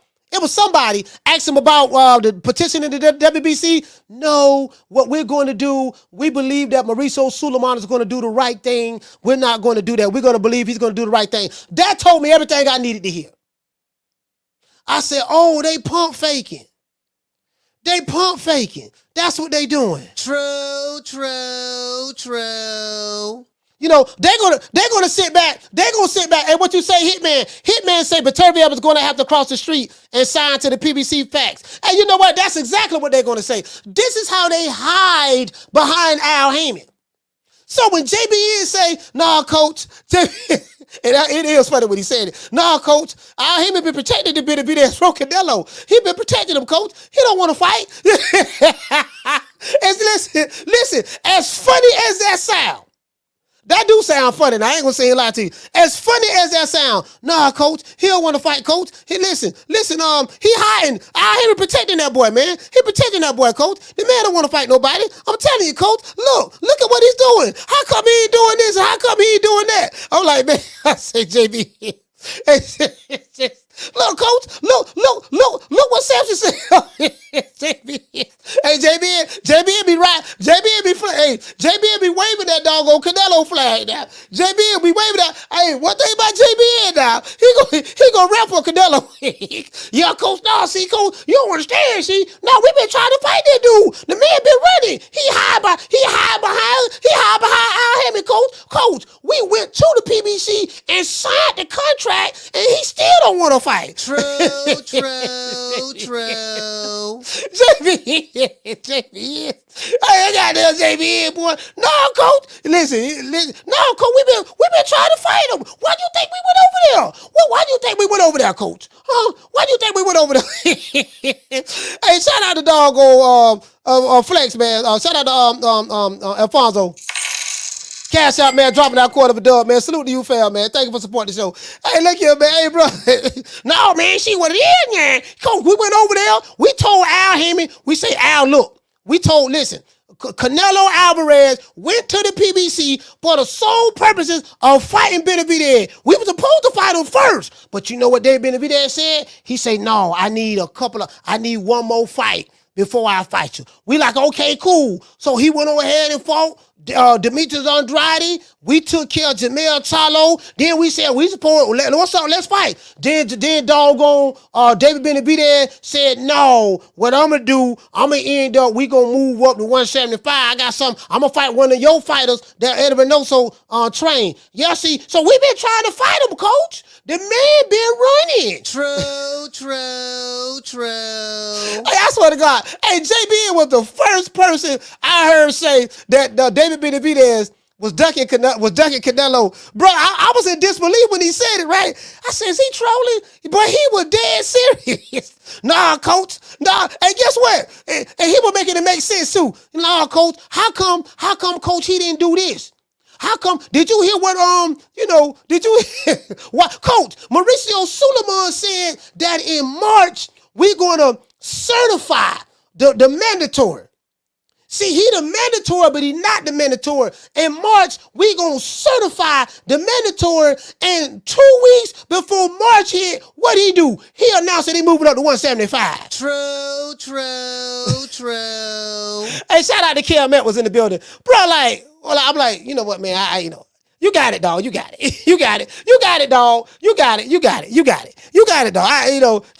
got it. Big dog, you got that big dog. Big dog, you got that big dog. You got that big dog. Big dog, you got that. You got that big dog. Big dog, you got it. You got it. You got it. You got it. Hey, look here, man. Look here. You got it, big dog. Big dog, you got it. You got it. You know what, man? I'm done. You got it, dog. You got it.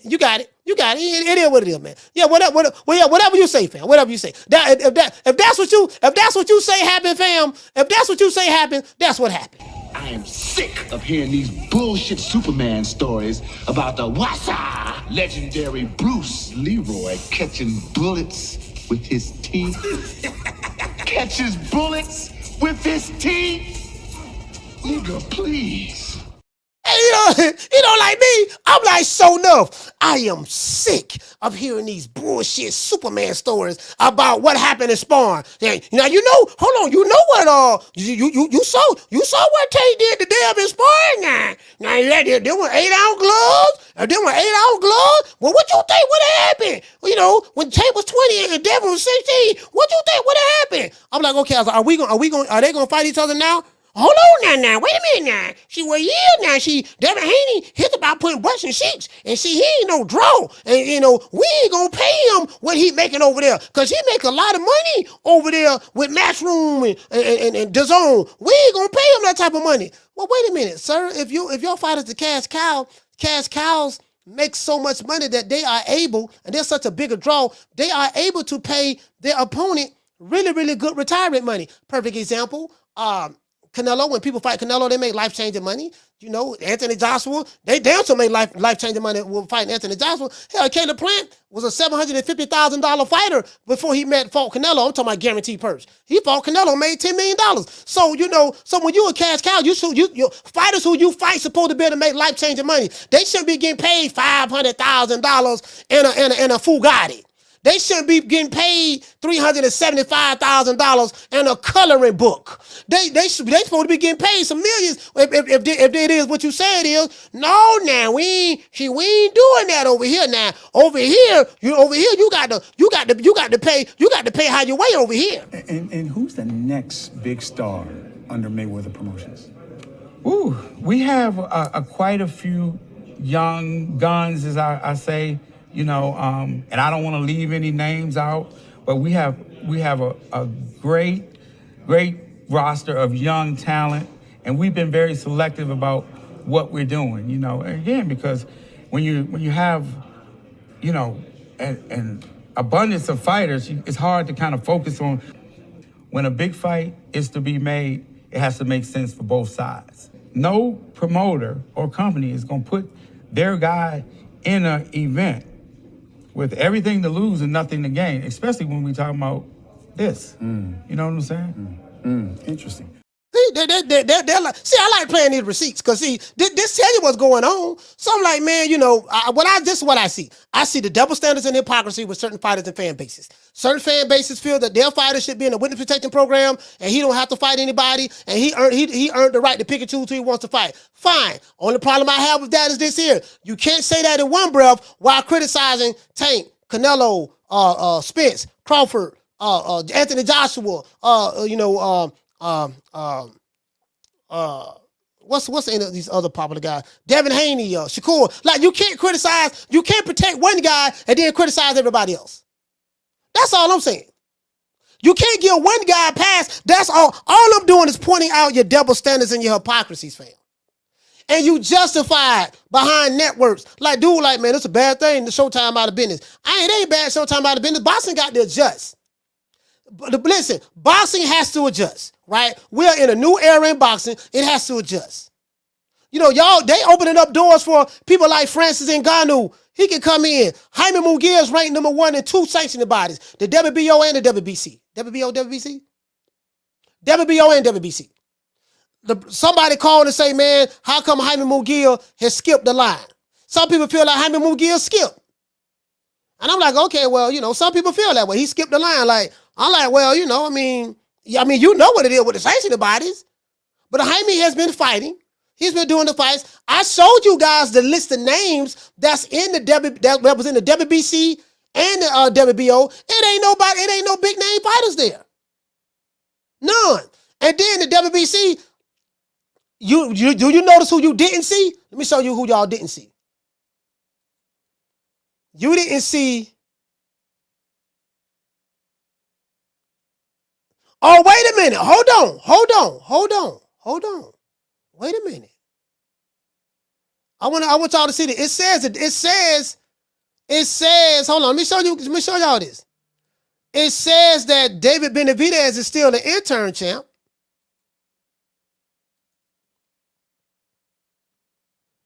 It says David Benavidez is still the intern champ. Let me blow this up for y'all. Let me know if y'all can see this.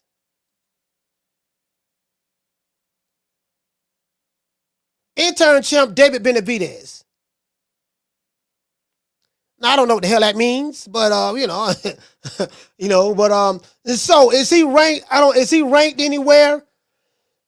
Y'all check this out. It say all boxers rated within the top 15 are required to register with the WBC clean boxing program. Okay. Jaime Munguia has the silver belt. And he's the number one guy. So some people feel that Jaime Munguia has skipped David Benavidez.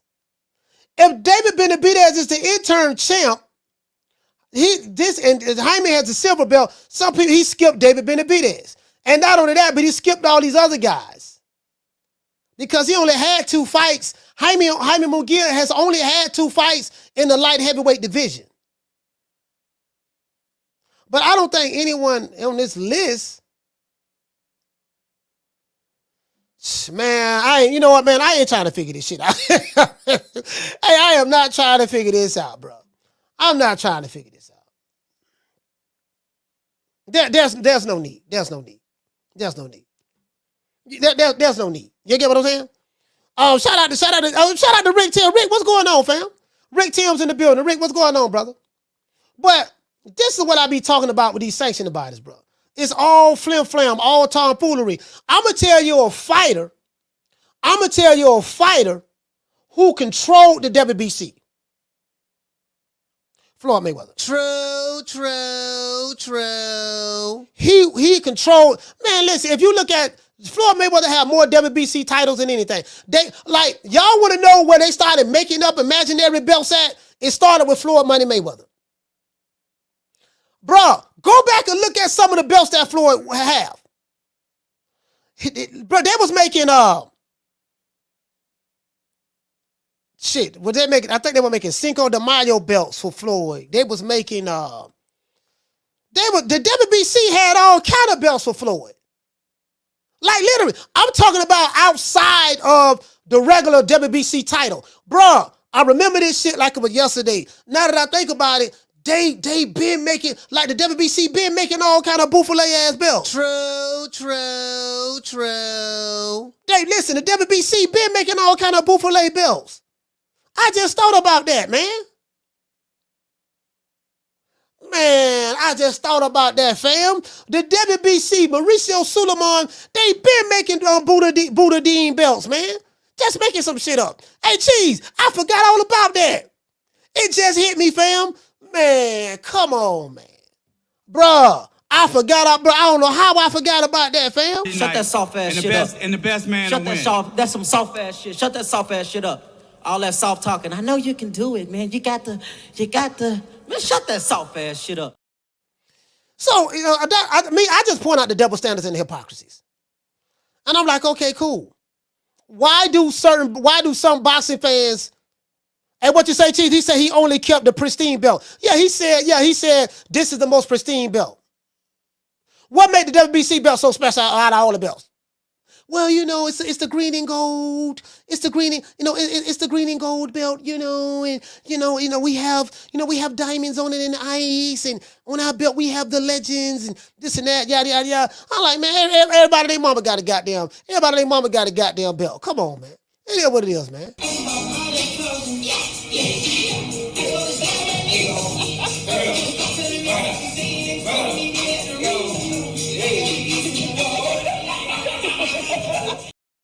I'm trying to figure out, okay, now that David Benavidez has moved up to light heavyweight, and you know what? I don't even know if that's official, fam. Let me pull up. Let's go to light heavyweight. Let's pull this up. See if David Benavidez over here. Ratings. All right, male. All right. Let's pull up light heavy. He hasn't had a fight there yet, so. Let me let y'all see this. He hasn't had a fight there yet, so y'all take that into consideration. Let y'all see this. Hold on. I got a split screen monitor. Y'all bear with me. Let me let y'all see this. So, light heavy. Hey, let me tell you something, bro. But this motherfucker right here, but y'all listen, it better not be nobody in the chat or nobody. I don't care if you pro PBC, pro top rank, whatever the case may be. I tell you what, and listen, do any of your fighters won't smoke with this guy? Anybody? This motherfucker here look like the goddamn Terminator. Let me see what's up. Shit, motherfucker right here, boy. This nigga, shit. I'm scared just looking at him. Joshua Botsy. Yeah, let me see. Alexander Gazik. So this, y'all see this dude right here? This is the guy, Gazik. He's ranked number 2. I'm going to show y'all something. I'm trying to, why I can't blow? I'm trying to click on his name. Hold on, it won't allow me to click on his name. Maybe. Hold on, let me do this. All right, it's not allowing me to open the name. Click on the name, so. But this guy, Gazi, this is the guy right here, ranked number 2, light heavyweight division. This is the guy who David Benavidez is supposed to fight next. This is the guy who David Benavidez is supposed to fight next. As you can see, I know who this guy is. He beat Adonis Stevenson, put him in a coma. I think the Adonis Stevenson got put in a coma. I don't know what Adonis Stevenson health is like. He had, I think, Teddy Atlas was his trainer at the time. So this is who David Benavidez is going to fight next. That's what it's been alleged that he's supposed to fight next. Let's look him up on BoxRec. If he beats this guy, David Benavidez is going to be placed in the top 10. They might put him at number 2. So David Benavidez is going to benefit. He's going to skip all of these guys. That's if he beat this guy. He's going to skip all of these guys. And then they say he's going to get a shot at the winner of Beterbiev and Dmitry Bivol. I don't believe he's going to fight neither one of them. True. He damn sure ain't fighting Beterbiev. He damn sure isn't fighting Beterbiev. Listen, this dude here is a PBC killer. And guess what? Beterbiev used to be with the PBC. Did you guys know that? He used to be with the PBC. They didn't know what to do with him. He left, got out of his contract, went to top rank. Let me tell you something. This dude right here, I don't give a damn what nobody say, bro. If David Benavidez step his ass in the ring with Beterbiev, I promise you, his ass going to sleep. True. He ain't fighting that dude. I want to see where that same energy be kept. Is he going to fight that dude? Is he going to duck him? Like, this dude here, I love Beterbiev. Like, literally, there's nothing. He is the embodiment of the commandments. He is the embodiment of my boxing criteria. Literally. That dude right there going to go through hell to get to heaven. He going to swim with the sharks in order to get to the beach. I'm telling you, bro. Like that dude, like I ain't got nothing to say. I ain't got nothing to say. Beat Marcus Brown ass. Y'all remember Marcus Brown? A lot of these dudes, pro PPC guys don't even know who Marcus Brown is. Black fighter. Derrick James trained him. Marcus Brown missed the headbutt. I like the headbutt mofos. Yeah, they stopped him. This Russian Beterbiev had blood coming all down his forehead. Blood pouring all down his face. They were going to stop the fight. He say, look, man, I'm finna stop this dude. Don't stop it yet. I'm finna stop him. Went out there and stopped Marcus Brown. Derrick James couldn't do nothing with him. True. For the black. So that's what them dudes say, yeah, man, he ain't caught no slick black fighter. He ain't fighting no slick black fighter. I'm like, okay, where they at? They ain't no slick black fighters at doggone light heavyweight. Where they at? Where are they? He beat the shit out of Marcus Brown, then went to the UK and stopped Anthony Yard. He don't discriminate when it comes to getting out ass whoopings. So I'm just saying, so I'm anxious to see. I hope like hell, if David Benavidez has officially moved up to 175, I'm anxious to see will that energy be there. Because he couldn't get the Canelo fight, because Canelo ain't want to fight him. And his team did not press the action. So both sides didn't want to fight, as far as I'm concerned. I'm not saying David Benavidez, but his team, right? But now he's at 175. I want to see that same full court press action for Beterbiev or Bivol. Those fights would be very easy to be made.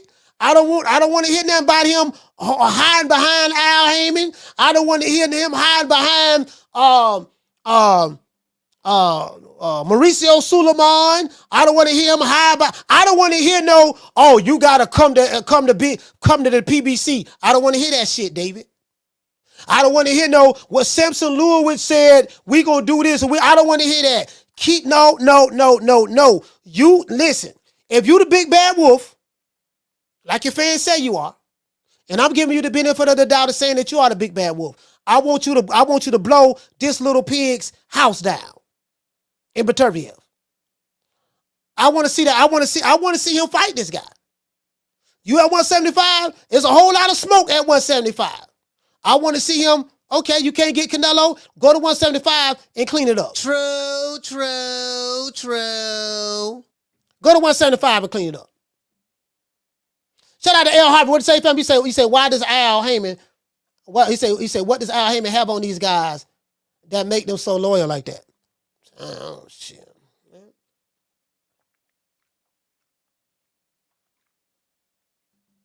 Man, listen. I don't even know, fam. All I'm saying is this here. If he's moving up, as a matter of fact, let's pull up Benavidez. Because if he's moving up, let me go over here. I got Boss Rick over here. See, long gone are the days of Sugar Ray fighting Hagler. Sugar Ray fighting doggone Tommy the Hitman Hearns 3 times. Even though Hearns did win that second match, he got robbed in it. No, they fought. No, they fought twice. My bad. Long gone are the days of the Roberto Duran's twice, back to back. You know what I mean? Davey Boy Green, Wilfred Benitez. Those days are over with, right? This ain't the era that we in right now. Andy Price. Like this ain't the era that we in right now. Not the era that we in right now. Old Sugar Ray fighting Hector Camacho and Terry Lewis. Why he did it, I don't know. He ain't been to fight neither one of them. To be fair. He ain't been to fight neither one of them. Him and Roberto Duran fought 3 times. Trilogies, and those days are over with, right? So let's see who David is fighting next. Let's see if he's my bad. Damn, I'm going. Let's see if he's officially moved up. Jaime Munguia, don't ask me how he got to be number 1 to fight Canelo. We already know. The Monster Bandera Roja. Oh, so they added the Monster to his name. They added the Monster to David Benavidez's name. Okay. But they don't have many. Wait, no, man. They did David Benavidez like that. Hey, let me let y'all see this. That's fucked up, man. Why ain't nobody, hold on. Can y'all see the phone lines? Is the phone? Oh, let me let y'all see this. All right, phone lines open. All right. Ain't nobody calling the show. Let me let y'all see this. They don't listen. David Benavidez. See, David Benavidez, man, he's supposed to be standing on business, man. Mike Tyson gave you the name the Mexican Monster. You're supposed to be standing on business with that, man. You get what I'm saying? They made this man, hey, Rick, where Rick Timms at? Rick, y'all check this out, Rick. Wait, hold on. Sorry about that. Hold on. Videz. Y'all got to work with me, man. I got all these. Come on, man. They don't make this man. Come on. But no, man. No, man. Hey, Rick, look at this, fam. Look at this. Where Rick Timms at? Rick, look at this. What knockdown 305? Look at this. Y'all see this? Let me blow this up. Man, it don't make. Hold on. This the name right here. Check this out. Do y'all see this, man? I want to hold on. I need to see if y'all see this. Y'all see this, man? They don't make this man change his name. This man, he can't even call himself the Mexican Monster, dog. Y'all see this? Alias, the Monster Bandera Roja. Do y'all see this, bro? He was Bandera, he was Bandera Roja before, right? Then he became the Mexican Monster. He can't even put Mexican in the middle of Monster. True. H. Diaz, do you see this, fam? He can't even put Mexican between the and the Monster. Come on, man. How you let them do you like that? The Monster Bandera Roja. Why he can't call himself Mexican? Anybody? Make this make sense. Maybe I'm making a big deal out of nothing, but I notice little stuff like this. Come on, man. No, you know what, man? This shit pissing me off. This, bro, look here, bro. Look here. Like this is what I want to see. We the Charlo twins. We known for calling everybody out. Please call these people out. Listen, the whole world's looking at you. Call these people out. What's up? It's the Jamal the Hitman Charlo. Let's get it. Who want it? Name them names, man. They know who they is. Name them names, please. The names need to be named. They know who they is. The Mexican Monster. Mexican Monster. Hello. Hey, what? Hey, that's fucked up, man. Hey, listen, man. Look here, man. That's wrong, Este. That's wrong. He did nothing to you. Man, come on, man. Why Canelo? Why they do the man like that? They don't ran the man. Why? Okay, Al, I hear what you saying. His first name was Red Flag. I get that. But he changed his name to the Mexican Monster. They were saying this in interviews. Tell me why he added the Monster to his name, but not the Mexican Monster. Why the Mexican is not there? D-Block called the show. Look, coach, he don't know who he is. Ecuadorian, guacamolean, this and that. He don't know who he is, coach. He don't know who he is. You get one. Come on. Hey, Cheese. Come on, bro. Man, come on, fam. I don't like this, dog. And you know what, man? You know what? I'm blaming Canelo for this here. Canelo made the man.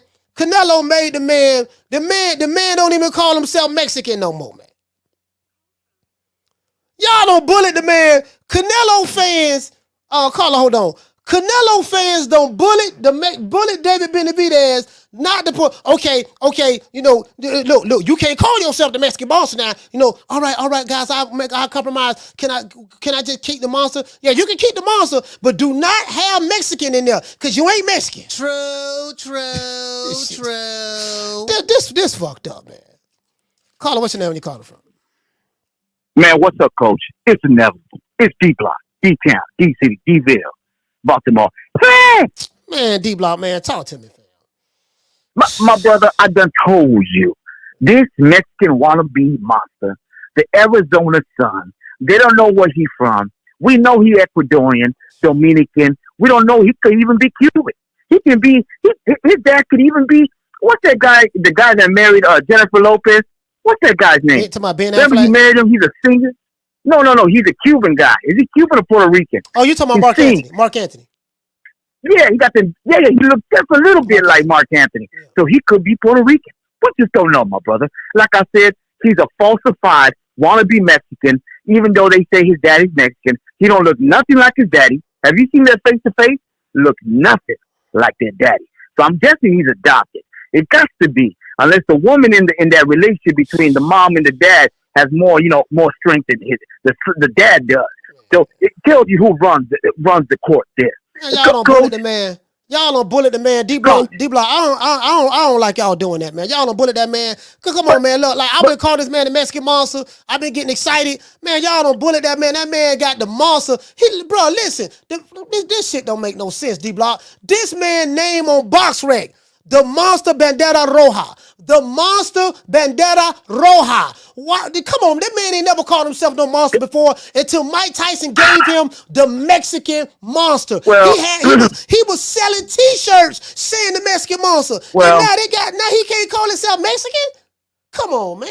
Well, Coach, let's be honest. We know that Mike Tyson, he's about to fight Jake Paul. We know that's going to be a massive fight in Dallas, Texas. D-Block's going to be there for Mike Tyson, of course. He's here to support. But at the end of the day, we know, like you, Coach, y'all smoke that strong ass, and like I said, I got to keep it simple. Give me some Reggie, I'll make some good thinking things to happen. It ain't that strong, but it's okay. It is what it is. It gets me through the day. Coach, that's the problem. Mike Tyson gave that name without really knowing who he was. He thought he was really Mexican. He ain't Mexican. Now Mike Tyson's probably thinking, hold on now. Now. That motherfucker Ecuadorian. How he come up there and lie to me like that? He caught me when I had a good one. D-Block, D-Town, D-City, D-This. Fuck. Man, these motherfuckers. Hey, these Canelo fans, boy. Y'all around here D-boying fighters, man.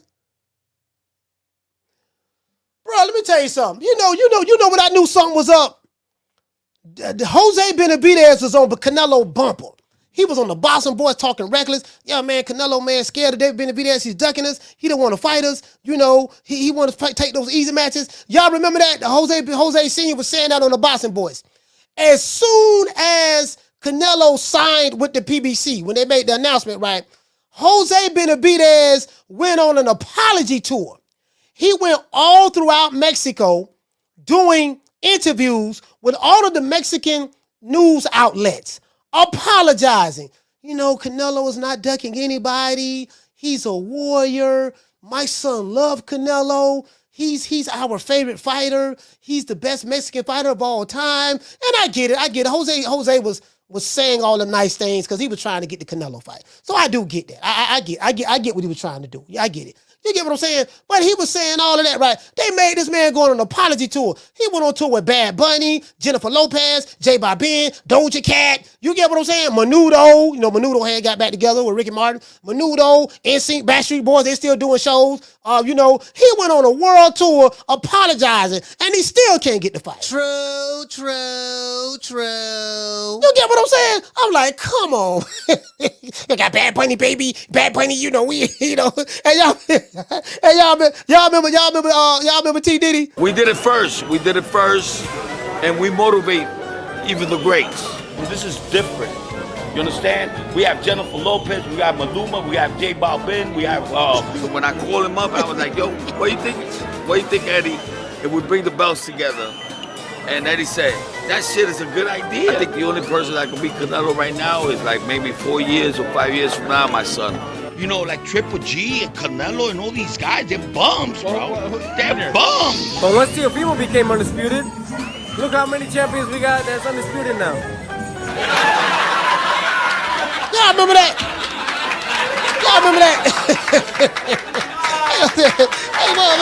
Hey, hold on. Hey, let's pivot a little bit, because I see somebody talking about Andre Ward. Andre Ward said a lot of things about Canelo on the Breakfast Voice. I said the Breakfast Voice. My bad. I'm mixing the boxing voice with the Breakfast Club. My bad. On the Breakfast Club, he said a lot of stuff about Canelo on the Breakfast Club, right? And I got quite a few people was hitting me up in my DMs, hit me up, on Instagram and stuff like that, and even sending me emails about what did I think about Andre Ward's criticism of Canelo. And then people spoke about, man, Andre Ward, we don't know how he got in the Hall of Fame. He beat Kovalev, and he lost to Kovalev in the first fight. He received a gift, which I think that's a valid argument, because I had Kovalev winning that first fight, to be fair. Second fight, people said that he hit Kovalev in the nuts. Now, I want to show y'all something. Tony Weeks. Andre Ward was hitting Kovalev right there on the belt line. The same spot where Daniel Dubois, some will argue, but I get it. And Anthony Joshua hit Alexander Usyk, folded him like a lawn chair. Tony Weeks said that was borderline. It was right there. That's a legal punch. The referee in the Joshua Usyk rematch and Daniel Dubois fight said no, that was illegal, and gave the guy all the time to recover. So what I'm showing y'all, it's the exact same punch. 2 different outcomes from the referees. You get what I'm saying? 2 different outcomes from the referees. True. Exact same punch. So, some people feel that, man, Andre Ward was right. Canelo been ducking, he cherry picking. He can't be caught saying that he the best fighter, but he ducking fighters. You can't say that. And on the flip side, people say, hey, man, Andre Ward hating on Canelo. He hated on Triple G. Andre Ward never was a draw. He couldn't even sell out his own hometown when he fought in Oakland, stuff like that. Now, I will say this. Andre Ward got in the Hall of Fame, like he retired and just got in the Hall of Fame just like that. And I'm not knocking, not saying that Andre Ward deserved to be in the Hall of Fame. I don't want nobody saying that, because he did fight in the Super 6 tournament. He did that. Like, he did that. But just how fast he got in. Because there are fighters like Simon Brown and a couple of fighters. I don't know if Iran Barkley's in the Hall of Fame, but there's quite a few fighters that I was like, man, some of these dudes should be in the Hall of Fame that's been waiting for years, and ain't no telling when they're going to get in there. But Andre Ward got in there just like that. And that's all I'm saying. You get what I'm saying? So, I don't know, man. People feeling some type of way about that shit, man. Like, a lot of shit he said about Canelo, people feeling some type of way about that, bro, for real, bro. They feeling some type of way about it. Whether they agree with him or they don't agree with him, it's going on both sides, you know? Shout out to Stephen S. He said Usyk is a cheater. He was acting when Dubois hit him. Hey, listen, man, Usyk can't take it to the body, bro.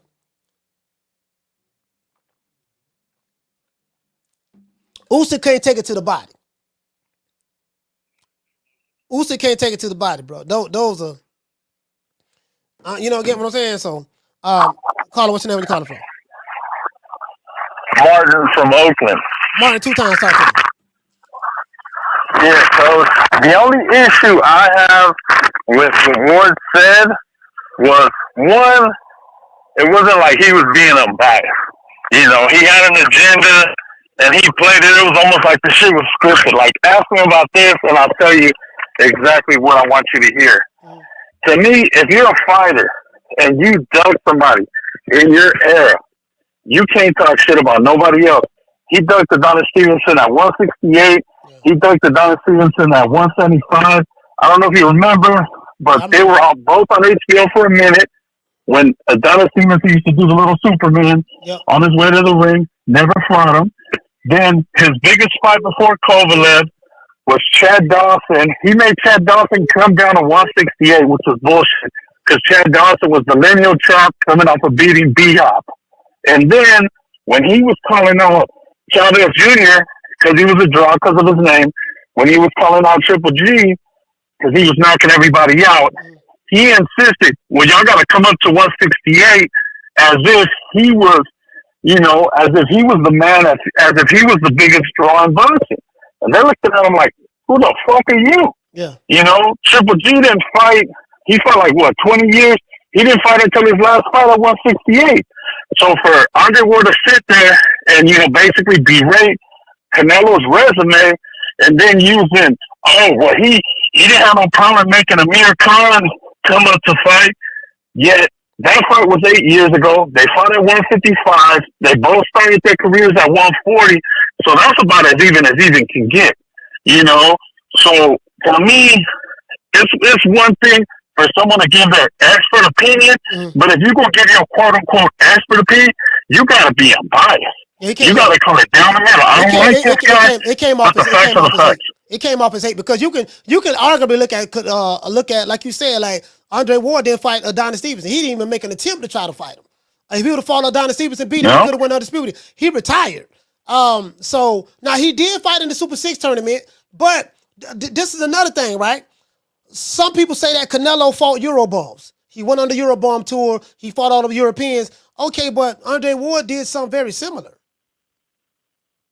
That's exactly what he did. He did something very similar. So now he did fight a lot of them over here in America, but I'm just saying, like, I'm saying, like, you got to call it right down the middle. Like, that's all I'm saying. Okay, the guy who's criticizing Canelo, I don't have a problem with him criticizing Canelo, but I'm like, dude, like, if we can look at some questionable things that you did as well. So that's what I'm saying. It could be looked upon as him hating. And some feel like that he's making calling facts, but I obviously don't like Canelo. I mean, I get it.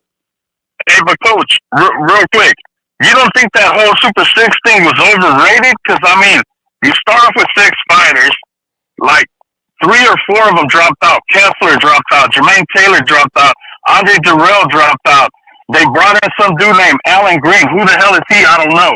They brought in Arthur Abraham, who was making his 168 debut. You know what I'm saying? It was like, they made it sound like this was the who's who. They didn't have Adonis Stevenson. They didn't have Lucian Bute. I was thinking about, I was thinking about the Dawson fight. I don't remember. Yeah. I don't remember. You say Andre Ward made him come down? Yeah. So look, this how it went down. Because you remember,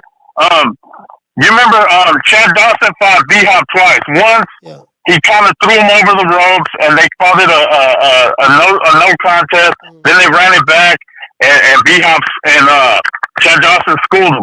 So his next fight was against Chad Dawson. Chad Dawson was the lineal champ. He fought him at 168. The fight went 10 rounds, and he stopped him late because the man was weight trained. The very next fight, Chad Dawson was still the lineal champ because they fought at, I guess you could call it a catch weight, and that's when Adonis Stevenson knocked him out in the first round with 1 punch. And that's how Adonis Stevenson became the 175 lineal champ. Well, I mean, I gotta go back and look at that because I'm saying I don't remember. I'm not gonna lie to you. I really don't remember how that transpired with Andre Ward and Dawson. But anyway, your point well taken. Shout out to salute to you, fam. I'm sure, Coach. Shout out to Mark from Oakland. Yeah, I gotta go back. I gotta go back and look at that and see how that transpired. I just always wondered, like, damn, why they got. It's fighters like Simon Brown. Carla, hold on. It's fighters like Simon Brown. Simon Brown fought everybody. I'm like, man, how he ain't in the Hall of Fame? Like, I always question, like, why certain fighters get in the Hall of Fame just like that, and other fighters who got a hell of a resume, they can't get in.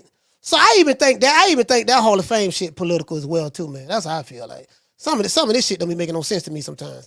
Carla, what's your name? Where you calling from? What's up, Coach? It's Mark from Jersey. Coach, the last subject there, just to piggyback on what you just said. Simon Brown did Donald Curry, Mike McCollum, any of those guys in the Hall of Fame? Man, come on, man. Terry Norris. Man, come on, man. Those were good fighters. Simon Brown, Terry Norris, Donald Curry, Mike McCollum, Julian Jackson, the Hawk. Man, bro, was back then, and none of them guys in the Hall of Fame. Yeah, Coach. How Simon Brown is not in the Hall of Fame? That's what I'm saying. You're right about that. Andre Ward got in there immediately, like 2 years later. So that's my thing. Like I wonder, like what is the, and again, when I had Rick Glazer on, he said he is one of the electors who vote to have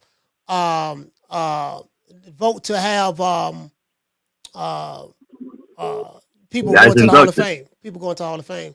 But let me see. Let's look at Simon Brown right quick. I want to look up Simon Brown. Let me look Simon Brown up right quick. Because I want to see exactly who all he fought. Let's look up Simon Brown right quick. But go ahead and talk. Coach, Andre Ward, great fighter. I'm actually a fan of him, but he comes off as a hater. Okay, he used to hate on Triple G when Triple G had the name, had the, And he used to like Canelo. Then all of a sudden, Canelo becomes the guy. He started hating on him too.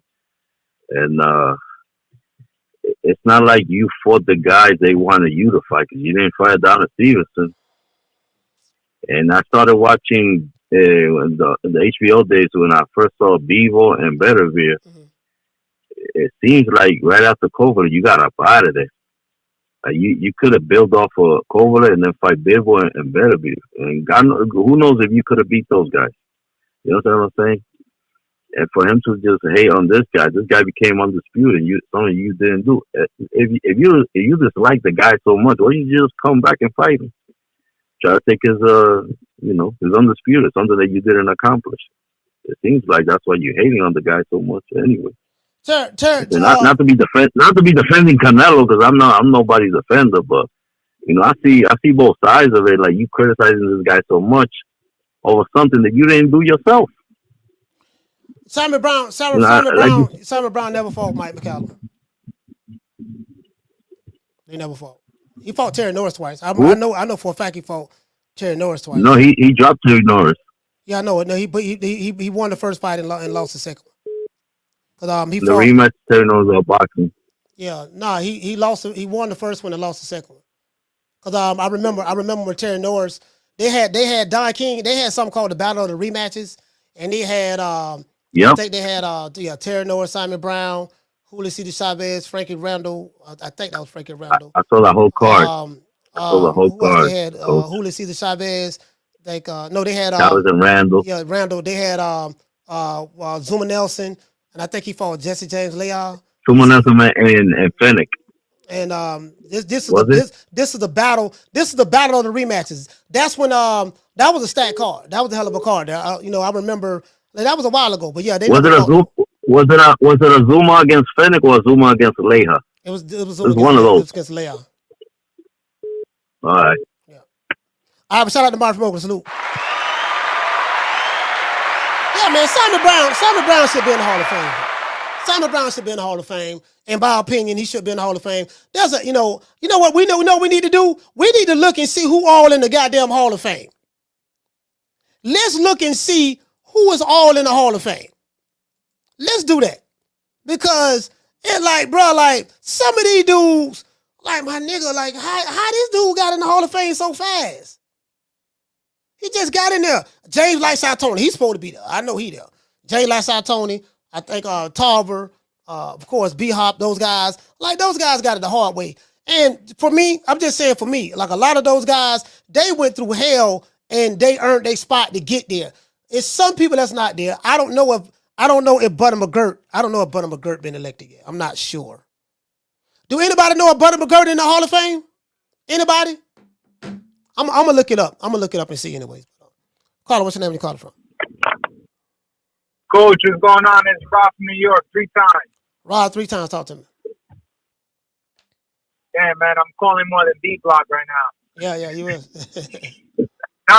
Coach, just wanted to say, I know I asked you if you had watched the Andre Ward thing, but I asked you for a reason earlier, and I would encourage you to listen to the whole thing. I know might be busy and you don't have much time, but I would encourage you to listen to the whole thing, because when you hear snippets on the internet, especially on Twitter, people cut and paste a lot of the videos and things and take things out of context. Yeah. If you listen to the whole thing, Charlemagne kept going back. Like, it almost seemed like Andre Ward was kind of getting out of the conversation of Canelo, and Charlemagne kept bringing it back. The thing is, with Canelo fans, you can't really say anything about Canelo because they get butt hurt right away. I understand what your last caller was talking about, Chad Dawson, but if I'm recalling, Chad Dawson called him out and said he wanted to make a catch weight. Yeah, that's what I remember. To go down to 168 to go for the pound best Andre Ward. That's what that's what I was thinking. I'm like, I don't remember, when he said it, I had to think about it. I'm like, wait a minute, I don't remember Andre Ward saying that he's forcing the guy to come down. Called him out. Yeah. I didn't. But I couldn't remember. It was a while ago. But I don't remember him being forced to come down. I don't remember that. And in the same thing with Triple G, he released the email. If you watch the documentary that Andre Ward, his life on the Book of Ward, he releases the email that Triple G, and I was a hard-on Triple G fan. His team turned that fight down in 15 minutes after talking mad shit publicly. Why Andre Ward didn't fight Adonis Stevenson? Andre Ward, if you remember, Adonis Stevenson was with Al Heyman and Showtime at the time, and Kovalev was calling Adonis Stevenson a duck. Adonis Chickenson. He was after Adonis Stevenson for the WBC belt. I remember that. He was after Adonis Stevenson for the WBC belt and was calling him a duck and quacking in the ring, but they could have never make that fight because of network. So Andre Ward being with HBO and having Adonis Stevenson going in to make that super fight, that was not going to happen because there was a network dispute right there. So I understand Andre Ward doesn't really have that big of a resume because honestly, he went through the whole issue with Joe Goosen, which took him 3 years off, and then the 168 division wasn't really that big.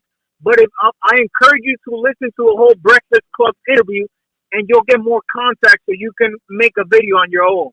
But yeah, you know what? Now that you mention it, I do remember the network war thing. Adonis Stevenson, you're right. He was with Al Heyman. He was an Al Heyman fighter at that time. You're right. I do remember that. I remember Kovalev calling him Adonis Chickenson. I remember that. Kovalev called him Adonis Chickenson because Kovalev was trying to fight him. That's when he was. I remember that. Like I remember that. Definitely, I remember that. Kovalev was trying to get him, but he couldn't. He couldn't for whatever the reason. All of them was fighting on HBO. Because I remember when Dmitry Bivol used to fight on Sergey Kovalev's undercard with HBO. So but like I think Coach, I remember that. Coach, looking back, if you listen out on what Andre Ward was saying, like, listen, after he beat Kovalev for the second time, which honestly, I had Kovalev winning the first fight by 1 round, by like 1 point. Because he knocked him down, it almost seemed like Ward swept a lot of the other rounds, but he still was down by one round. He just gassed out. After he won the second fight, no one knew who Bivol and Better Beef were at the time. So he was setting his eyes on going cruiserweight and heavyweight, and that was it. All right, I got you. Well, that's the third time, 3 times. Shout out to Rob. I got you, fam. Salute. I gotta go back. I gotta go back and look at that because you know what? He make a point. The networks, Kovalev was over there with HBO. You know what I mean? I remember that shit now. He brought back some memories. They was over there with HBO. I think it was network politics the reason why that fight couldn't happen. I don't think it was caller, hold on. I don't think it was a situation where Adonis Stevenson ducked Andre Ward or vice versa. I think it could have been, I want to say it might have been a network situation. I don't know. You know what I'm gonna ask Steve Kim. I know Steve Kim will know. Caller, what's your name? Where you calling from? What up, Coach? It's Drew. Drew, talk to me. Man, that last caller talking that fucking flim-flam, chicanery. Man, talking that nonsense and slurping Andre Ward. First of all, someone from the Bay Area, let's call it what it is. Andre Ward just a hater, Coach. He was hating on Triple G, and he used to talk nothing but good things about Canelo. Now he's hating on Canelo. Remember, he trained and helped give Caleb Plant pointers to fucking beat Canelo, and he picked Caleb to beat Canelo, and Caleb got his ass kicked. Then he was running his mouth about Anthony Joshua, Coach, saying, oh, that'd be the heavyweight. I can get him at heavyweight. The man just a hater. The man couldn't sell at a fucking high school gym in fucking Oakland. Oakland didn't love him like that. No, he didn't. Man, the dude just talking nonsense. So let's break it down, Coach. When he won a Super 6, They asked him to go to fucking Canada to fight Lucian Bute, the Undisputed. He thought he was too good for that. Didn't want to go back to fucking Manchester to fight Carl Froch in a rematch. Carl Froch ends up beating Lucian Bute, getting all the buzz and revives his career. And Andre Ward has been a bitter motherfucker since then. Go on Amazon right now, coach. Look at the price for his autobiography that he dropped recently. It flopped. You could buy it for change, like pennies on the dollar. He ain't selling nothing. So that's all that is. That caller over here making excuses for him, talking about Triple G turned down the fight in 15 minutes. What he forgot to tell you, coach, Triple G turned that fight down when they already had the David Lemieux fight pay-per-view signed, ready to go, and the winner was going to fight Canelo. So what talking about? What happened with the Ward after Ward beat Sergey Kovalev? Well, I know he retired right after that, the second time. What happened with Donnie Stevenson? What happened with that? There was the network stuff, coach. It was the network stuff. Okay, yeah. I think of the network. Yeah, but then even before that, when Ward finally came out of retirement the first time after losing in court twice to Dan Goosen because he signed a shitty contract. Yeah. HBO and Peter Nelson, Steve Kim will verify this too. HBO, Peter Nelson say, okay, we want the Triple G fight. Ward said, no, I need tune-up. So let's miss me with that Andre Ward bullshit. Got the most overrated career. The only reason he got in the Hall of Fame that fast, coach, because he's the last American to win a gold medal, American male. And he got a boring-ass style. I lived through the Sakio Bika fights, coach. Darnell Boone put him on his ass. That clinch, that 1-2 clinch and hold shit. That shit ain't memorable. That ain't the sweet science. That shit's boring. So that last caller calling up, man, get the Andre Ward lecture out your mouth, man. That's my call, coach. Keep doing what you're doing. And D-Block, too. The same thing with D-Block. All right, sorry. I love you, salute,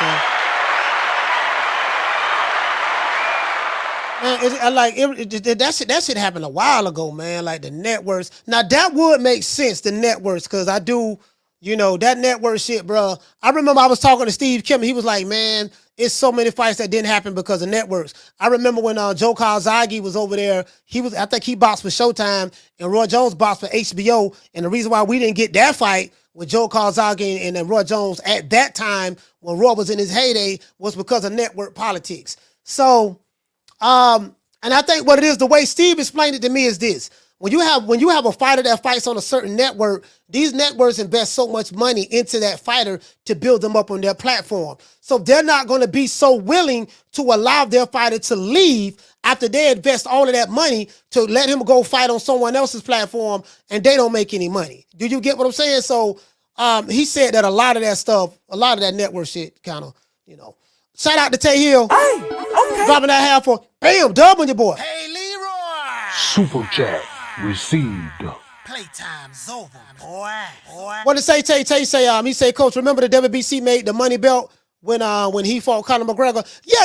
Hey, listen, Tay, this is what I was saying. Mauricio Suleiman was making belts left and right for Floyd, bro. The money belt. You get what I'm saying? MMA fighter, a guy who had hold on. You brought back a memory. You'll get guys who support Deontay Wilder, support Floyd Mayweather unapologetically. Money Mayweather. They'll say he's 50-0. He beat Conor McGregor, right? Did he beat Conor McGregor? I think he beat Conor McGregor for his 49th fight. And I think his last fight was Berto. I think Berto was his last fight, if I'm not mistaken. Y'all correct me if I'm wrong. They'll give Floyd credit for beating an MMA fighter. But then they'll turn around and say Anthony Joshua knocked out an MMA fighter. True. Oh, man, he knocked him out. He was supposed to knock him out. That was an MMA fighter. Okay, but y'all were the same dude. They'll take credit from him for that, right? But y'all were the same people who were praising Floyd for beating Conor McGregor. TBE. Yeah, I don't get it, dog. I don't get it. Shout out to the Martin. He say, Coach, is it true Manny Francis, Tank Davis' daddy? No, that's not true. You're the first person I ever heard say that. Shout out to JXV. He say most of the fights David Benavidez fought at 168 or 160 guys. Yeah, smaller guys. Shout out to JXV. He say, Coach, Ward retired because of Beterbiev and Bivol. Nah, he said that no, when Ward retired, he said he retired because he had knee injuries. He was having knee issues. What I question is, how did he get into the Hall of Fame so fast? He retired, and then the first time he's eligible for the Hall of Fame, he's in there. So I just want to know what was the thought process behind that? You know, his first time eligible, he's in the Hall of Fame. Like, you know, I mean, for me that was questionable. Let's give everybody that's here a round of applause.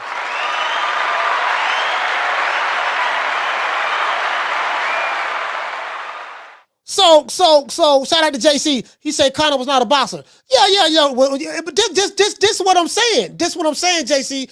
I'm saying, how can you praise one guy and say, hey, this was a part of his legacy? He beat this guy. And you brag about that, but that same group of people will diminish Anthony Joshua knocking out an MMA fighter in spectacular fashion. So you praise one guy for stopping an MMA fight in the 10th round, but you take credit away from another guy who knocked out an MMA fighter in the 2nd round. And the only thing I see is it's because the one guy, these guys are extreme fans of, and the other guy, they don't care too much about. True. That's what I'm saying. Like some of these dudes, I gotta call it the way I see it, dog. Some of these dudes are flaming flomos. After my God, I respected you. I respect you. After my God. I respect you. After my God. Give him after my God. You second to God, champ. No. I didn't listen. I respect him. I'm sorry. I respect him. Come on for the nigga pass out. Take the picture before you pass out. Yeah, get him before he pass out. Yeah. Hold him up. Yo, we gotta take this guy everywhere. Yeah. Yo, champ. He needs air. You need air. He needs air. Take the picture.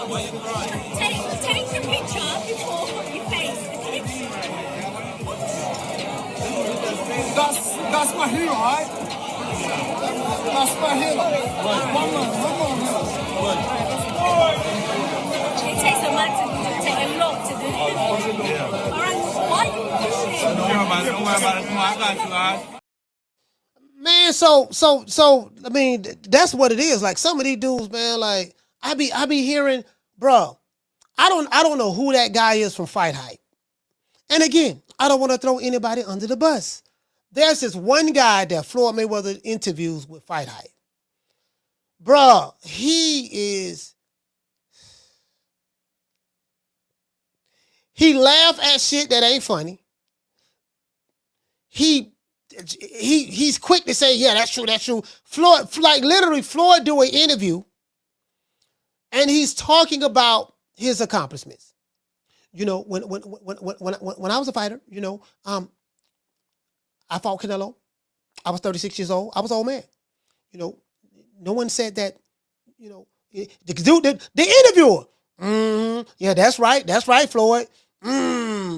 Yeah. You know, like listen to the guy that's asking the question. I don't know who this guy is, but it's the same guy. I know his voice. It's the same guy. And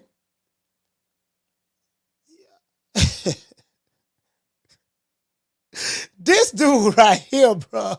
Shit, bro, like, I cringe when I hear Floyd do a Fight Hype interview. I cringe. And when I showed you guys the video when Floyd hugging Adrian Broner, and he said, hey, baby bro, baby bro, I told baby bro, yeah, I told baby bro, you know, look at man, they trying to get you to move up to fight your big bro. They trying to get you to move up to fight your big bro. And I'm finna run it up, and I'm finna, what he said, I'm finna run the bag up, you diggity dig. And you heard that here on Fight Hype. It's that same guy. Do anybody know that dude name? What's that dude name? Anybody know that dude name that was on Fight Hype, bro? What is that dude? I don't even know what he looked like, fam.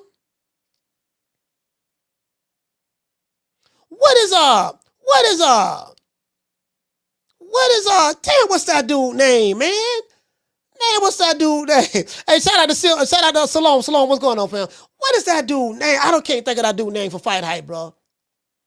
He said they called him knee pads. LA Fight Club said they call him Ben. Oh my God, bro. That dude right there. Man, bro, like, you know. Hey, let me show y'all this. Let me show y'all this one more again. One more again, but it right here, boy. Hold on. I gotta wrap it. I gotta wrap it up like this. I have to. Let me set this down. I have to wrap it up like this. I gotta show y'all this. I know. I gotta show y'all this one more again because I need y'all to. Well, I gotta show y'all this one more again. Florida's my big bro. About billions. You know, I gave my little brother that name all about the bread. My man, Adrian Broner. It's gonna be a problem, the problem child, and anything else is uncivilized. But it's your man Money May coming to you live from Fight Hype. And once again, we gonna strap it on. Just like that. Now, my man that took over at 130, he took over at 135. Now, he said, hey, big bro, what weight you think I should go to? Should I go to 140? I said, damn, baby bro, they trying to get you to fight me. They trying to bring you. Hey, you see, Adrian Broner cheesing. He cheesing, showing all 32 teethers. 47. But I said, you know what? Clean the rest of them kids up and do what you gotta do, baby bro. Cause you know, your big bro, they got a 30-month run. And yes, I'm about to cash out just like that. You diggity dig. I remember they was calling Adrian Broner. So I remember this. I remember like, oh, hey, listen, cause this was a Adrian Broner, AB. About billions. Y'all remember that he dancing? Ain't big, you know. Yeah, you know, because anybody can get the camera. I ain't gonna lie. I used to like AB back then, though. I used to like AB back then. I ain't gonna say a lie to you, but I used to like AB back then. Next, Floyd Mayweather, because he was doing his imitation of the shoulder roll and all of that. And he was fighting a whole bunch of cherries. He fucked his money up, blowed it. He was more concerned with being an alcoholic. He must not know. I'm AB. I don't need no change, bro. Hanging out with the alcohol.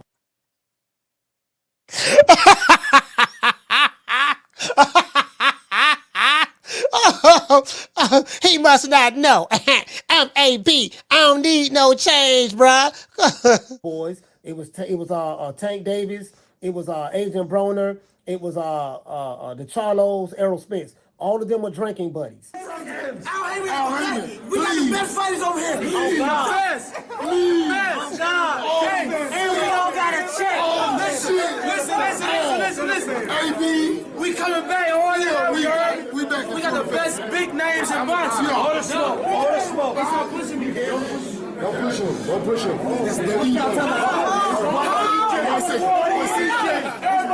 Hey, y'all see Gerald Miller now? Y'all see Gerald, what is that, Big Baby Miller over there? We all fight each other. We fight each other. This is what used to happen. This is the truth. Whole bunch of videos out there on this. And then AB blowed all his money. I started talking bad about Floyd. And I come from the streets, the trenches. And AB blowed all his money. Al Haymon couldn't save him. Al Haymon was trying to save him. Yep. He wouldn't listen to Floyd Mayweather. 1 minute he'll be in love with Floyd. Next minute he'll start shitting on Floyd and talking bad about Floyd. And I come from the streets, the trenches, man. From the bottom, from nothing. I'm talking about water and cornflakes. I come from nothing.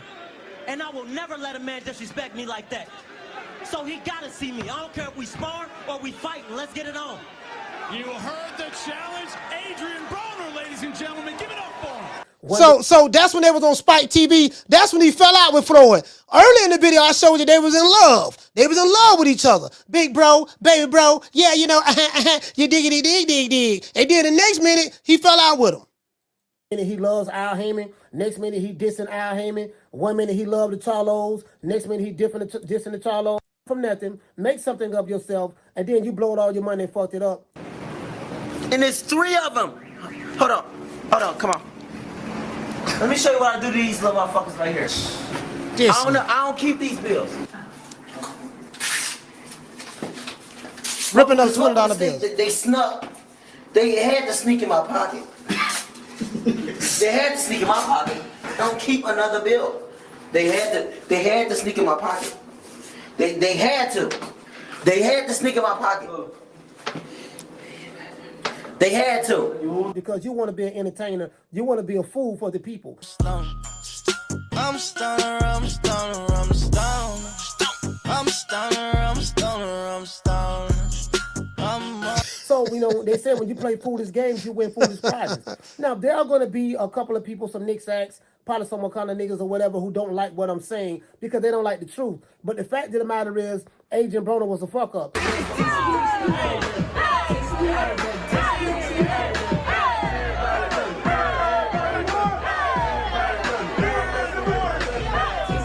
And now he's broke, he ain't got no money. Bro, this is... Now, this right here, when he's trying to beg to get back in the good graces of Floyd now. He begging, trying to get back in the good graces of Floyd. This is why I was saying, like, we can't blame Al Heyman for everything. Like, some of these dudes just some damn fools, didn't listen, messed their money up, but Al the one get the blame.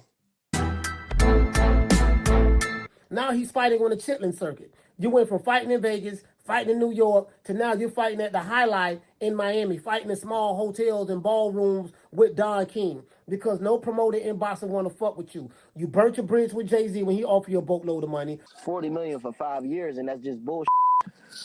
I think. Well, so it says here that you went on social media and you wrote, somebody go tell Jay-Z to bleep my bleep with an elephant tongue. Jay-Z offered this man $40 million for 5 years. Was it 5 years? Yeah, 5 years. 5-year deal, $40 million. He was going to make $8 million a year. He was going to fight twice a year, which is $4 million a fight. He told Jay-Z to suck his, you know what. What do you say about that? Matchroom don't want to fuck with you. The Zone don't want to fuck with you. Showtime is gone. Like, literally, you have had opportunity after opportunity after opportunity. And everybody's tried to help you. Your trainer that just passed away, Stafford, RP to him. You with Cunningham now. Everybody has made it. This right here was I really embarrassed. This is the truth. Adrian Broner is a fuck up. For real, boy. I bet not. Hey, boy. Hey, who was I talking to? The guy up front. Huh? For real, man. Don't be spending my man. All right. And y'all bet not spending our That's gonna make them spend it on Hey, my boy. Who cooked this, my boy? Because I'm about to check my right here, my boy. So what happened? I got to check it right here to make sure ain't nothing wrong with my shit on. You need a shirt to be. Hey, man, relax, my brother. Adrian Broner was the guy. Bro, bro, y'all go back and look at some of this old, PBC stuff, bro. With Adrian Broner, man, y'all go back and look at that, bro. It's cringeworthy. Like, literally, like, these dudes, they were just a group of alcoholics blowing like, I'm not going to be surprised. Some of these dudes going to end up broke. They ain't going to have no money. Some of these dudes. And Al made them rich. He made them rich. He did that. Al Heyman made these boys rich. Well, at least I think he did. At least they got the luxury cars. They got the Lambos with suicide doors. They ripping up $20 bills, flushing them down the toilet, going to the club, living a rapper's lifestyle. Right?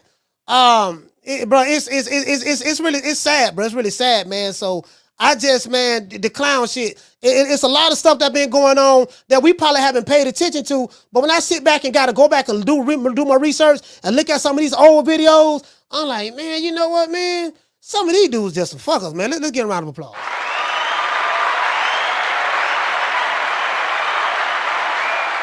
And that's when I came to the conclusion. I'm like, man, we can't keep blaming Al Heyman for everything. Like, some of these dudes are just donkeys. Like, what Al supposed to do? Al can't sit here and just hold their hand. Look here, dog. Look here, dog. Look. Like he can't, baby. These are grown men at the end of the day. They got to take control of their careers. The fighters who are not active, that's their fault. They signed whatever contracts they signed. They need to find a way to go somewhere else and become active. And that's just the reality of the situation. Boxing is a dirty game, but it is what it is. Let's give everybody a shout out, man, who gave a super chat, man. Like I had to go back and look at that, man. I was like, damn, I used to like AB back then too, man. Like, how did I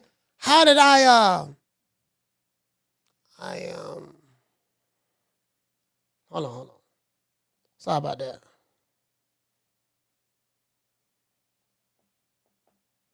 Like I used to, get what I'm saying? Shout out to JXV. Okay. Shout out to the Martin. Okay. Shout out to Tay Hill. Okay. Martin King Boxing. Okay. The Average Boxing Fan. Okay. Shout out to Jamie Vasquez. Okay. Shout out to Martin King Boxing. Okay. Shout out to JRG. Okay. Don Witherspoon. Okay. Solomon. Okay. Shout out to Jamie. I already got Jamie Vasquez. Shout out to 3 for 10. Okay. And this show has been sponsored by the one and only Charles Edward Cheese. Let's give all of the super chats a round of applause.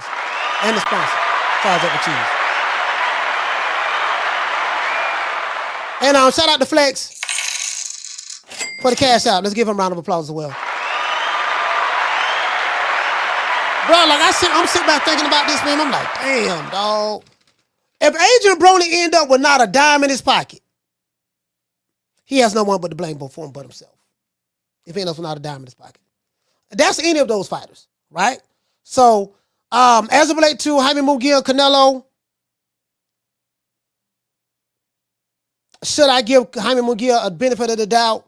Are we as boxing fans overlooking Jaime Munguia? Me personally, I just think stylistically, Canelo's style is all wrong for him because Jaime Munguia is a come forward fighter. He's going to be, he's not a great back foot fighter.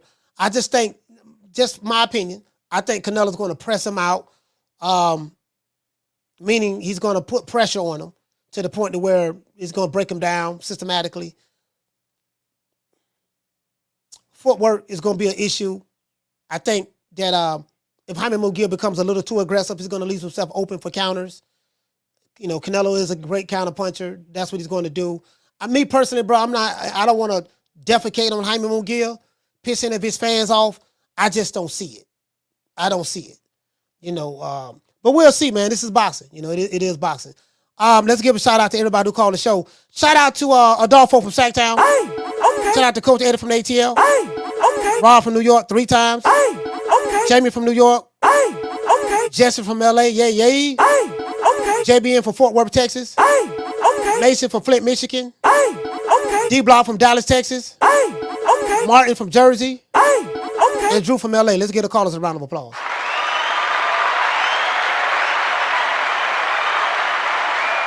Hey, what you say, Jeff? You say, I like how AJ wasn't hella cocky when he got the KO like he usually is. He seems more focused. If he wanted to be hella cocky, he have a right to be hella cocky. Shit, you get what I'm saying? Shit, doggone, it's a couple of fighters when they win, they be cocky on stuff that really shouldn't be cocky. So, like AJ, you know what I don't like? This is what I don't like. When it come to AJ, I'm not saying you, but a lot of guys have double standards. It's okay for Tyson Fury to talk crazy, reckless as much as he want, be cocky, arrogant, and man, shiver me timbers, ahoy there, bend the anchors, mateys. That's not a man from me pappy's loins. They can beat the gypsy king. He can say all that shit. It's fine. But AJ, he gotta be humble. He gotta be, again, I'm not saying that's you, Jeff, but I'm just saying I notice the double standards. He gotta be humble. He gotta be quiet. He got to do all these things, but then when it's Tyson Fury, he get all the praise for doing all this crazy stuff. No, AJ had every right to not be humble and celebrate his win because there was a lot of people online. Some of these boxing pundits was praising Ngannou like, man, because of what he did to Tyson Fury. He dropped Tyson Fury. I don't know now. You know now, AJ Cheney. All he got to do land that right hand, and as soon as he knocked Ngannou out, come on, man, y'all miss me with that bullshit. True. Y'all miss me with that bullshit. And we know where it was coming from, Tyson Fury fans and Deontay Wilder fans. And those are the facts. Anyways, let's give a shout out to Drew from LA in the chat. Shout out to Elena. Shout out to Cook with Sir Senior. Shout out to Jamie. Shout out to Al Rogan. Shout out to AJ. Shout out to who else we got in the building? Shout out to La Jessica. Okay. Salute to our man. Okay. Shout out to G5. Okay. Shout out to Corey Bradley. Okay. Shout out to Leonardo. Okay. Cooking with Sir Senior. Okay. Charles Edward Cheese. Okay. T800. Okay. Shout out to the Martin. Okay. Shout out to Food Revolution. Okay. MK Productions. Okay. Pugilism. Okay. Corey Bradley. Okay. Shout out to the inevitable D Block. Okay. Shout out to B Man. Okay. Shout out to JC. Okay. Shout out to Daniel Agnew. Okay. Rick Timms. Okay. It is what it is, man. Before we go, we got to say all praises due to the Most High, the Most Exalted, the greatest human being on the planet Earth, Mr. Al Heyman. Well, you know, I guess I gotta be like everybody else and sing Al Heyman. I can quit my job now, baby. 6 figures, baby. You feel me? I'm about to. But a name. Do you have a name? Oh, nah, I ain't got no name, you know. Name them names, man. They know who they is. Name them names, please. The names need to be named. They know who they is. The Mexican monster. Hey man, shout out to Tony. Shout out to Tony C. Wright, man. Salute to you, fam. Charles Edward Cheese, G5, Daniel Agnew, Metal Hendrix. Oh yeah, I found my Tenderoni list. Shout out to Mimi24, Sheila and Callie, Mo Easy, The Duchess of Wisdom, Goddess, Passion for Beauty, Lisa Bells, Sabrina Lee, Miss Connie Stevens, Jackie Hernandez, Food Revolution, Bless 365, Tila, Miss Parker, Nick Rich, P on the Tube, Amina, Key from Tennessee, Green Eyes P. Shout out to Bree, Ebony 76, Felicia Williams. Shout out to La Jessica, Karma Serene, Kiara, Summer in November, Elena, and Nate with the A. Let's give them a round of applause. Okay.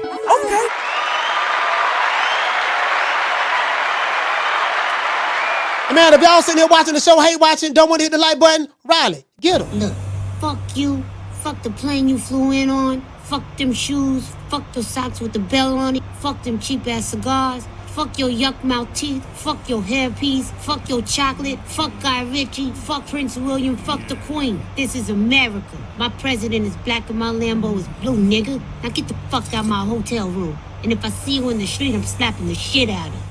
Man, shout out to Knockdown 305, School of X-Men, Skinny Black, Sheila from Cali. Who else we have? A few more people I might have forgotten in the chat. It is what it is. I'm seeing some of the same names. Y'all know what time of TI is, man. It is what it is, man. And shout out to Cream Corn. Yep, that's right. I'm running things. Cream Corn. That's why they call me that.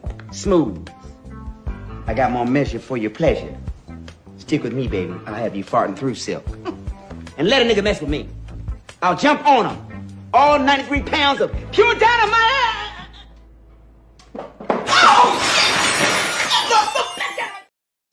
Also, man, I'm gonna show y'all my setup. So what I did was I took a picture of everything in here, just in case anyone who doing the podcast and stuff like that, you know, because I made it into a business now, according to what my mentor told me to do. So I'm gonna show y'all the setup. You know, I'm gonna show y'all I got everything. I have Sony 61. I have a Sony A6100 camera. I have ring light right there, 2 right here for lighting. I have lights in the back. I have a 49-inch monitor. So I have a split screen, right? So I can see you guys on one side. I can open up tabs on one side. And I have my laptop computer showing on the other side. So I see you guys in the chat right here. And I'm looking through StreamYard right there. You get what I'm saying? So I'm going to show y'all, like, you motherfucker doing this shit, you got to do this shit for real if you serious about it. You know, boom arm, whatever. I show y'all the entire setup. This is what a lot of the professional soundboard, roadcaster, a lot of the professional podcasters do. When I say professional, I'm not talking about boxing. I'm just saying like the big podcasters. This is what they have. You know what I mean? The huge podcasters that's out there, this is what they have. You know what I mean? So these are just some of the things. I got other cameras I'm going to have put up.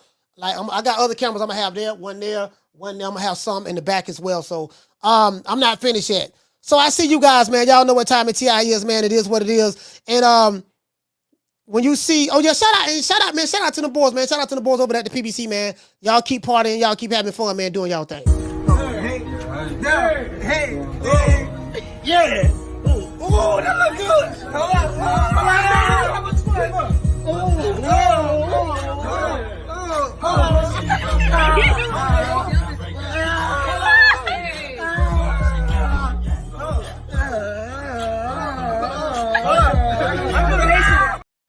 Keep having fun. Keep partying, fam. Nigga, when my name come up, respect it.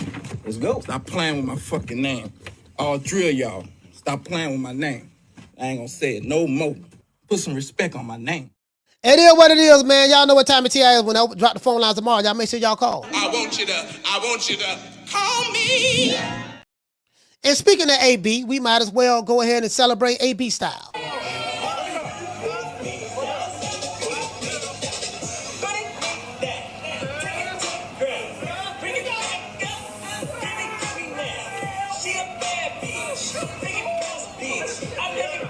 Turn around.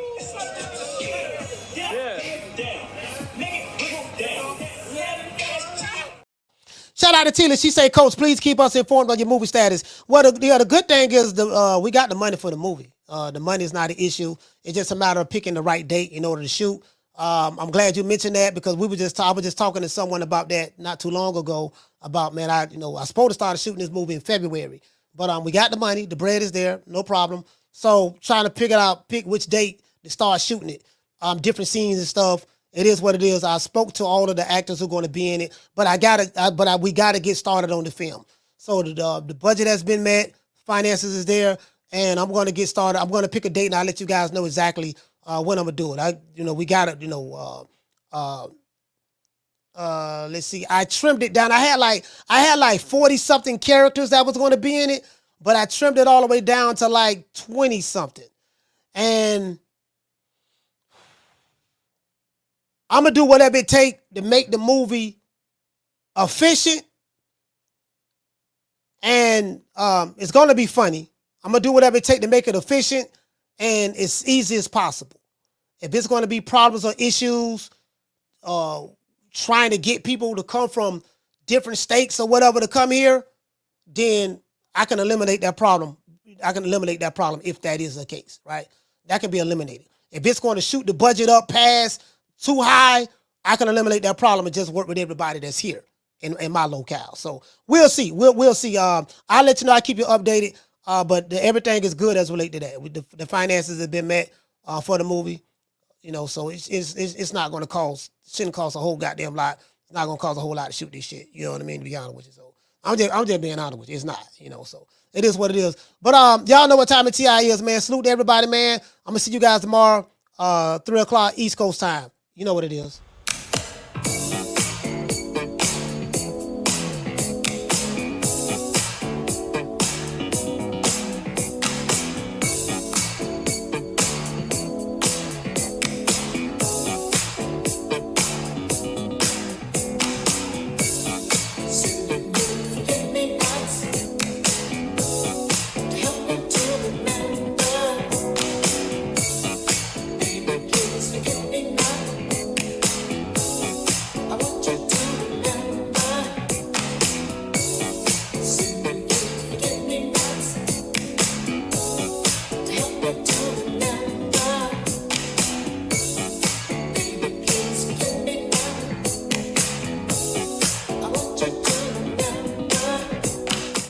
Yeah, man, I see you guys tomorrow, 3 o'clock East Coast time. I will keep everybody updated on the movie. I'm glad Tila said something about that.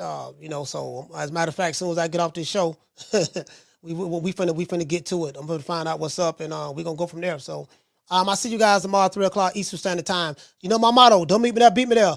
Peace. We almost had another 1,000 subscribers for the month, so we need like 200 and something more subscribers to be at 1,000. We'll reach it before this. We'll probably reach it in the next 5 days. Next five days, we'll be there. I'll see you guys tomorrow. Man, I'm out of here, bro. Let's go.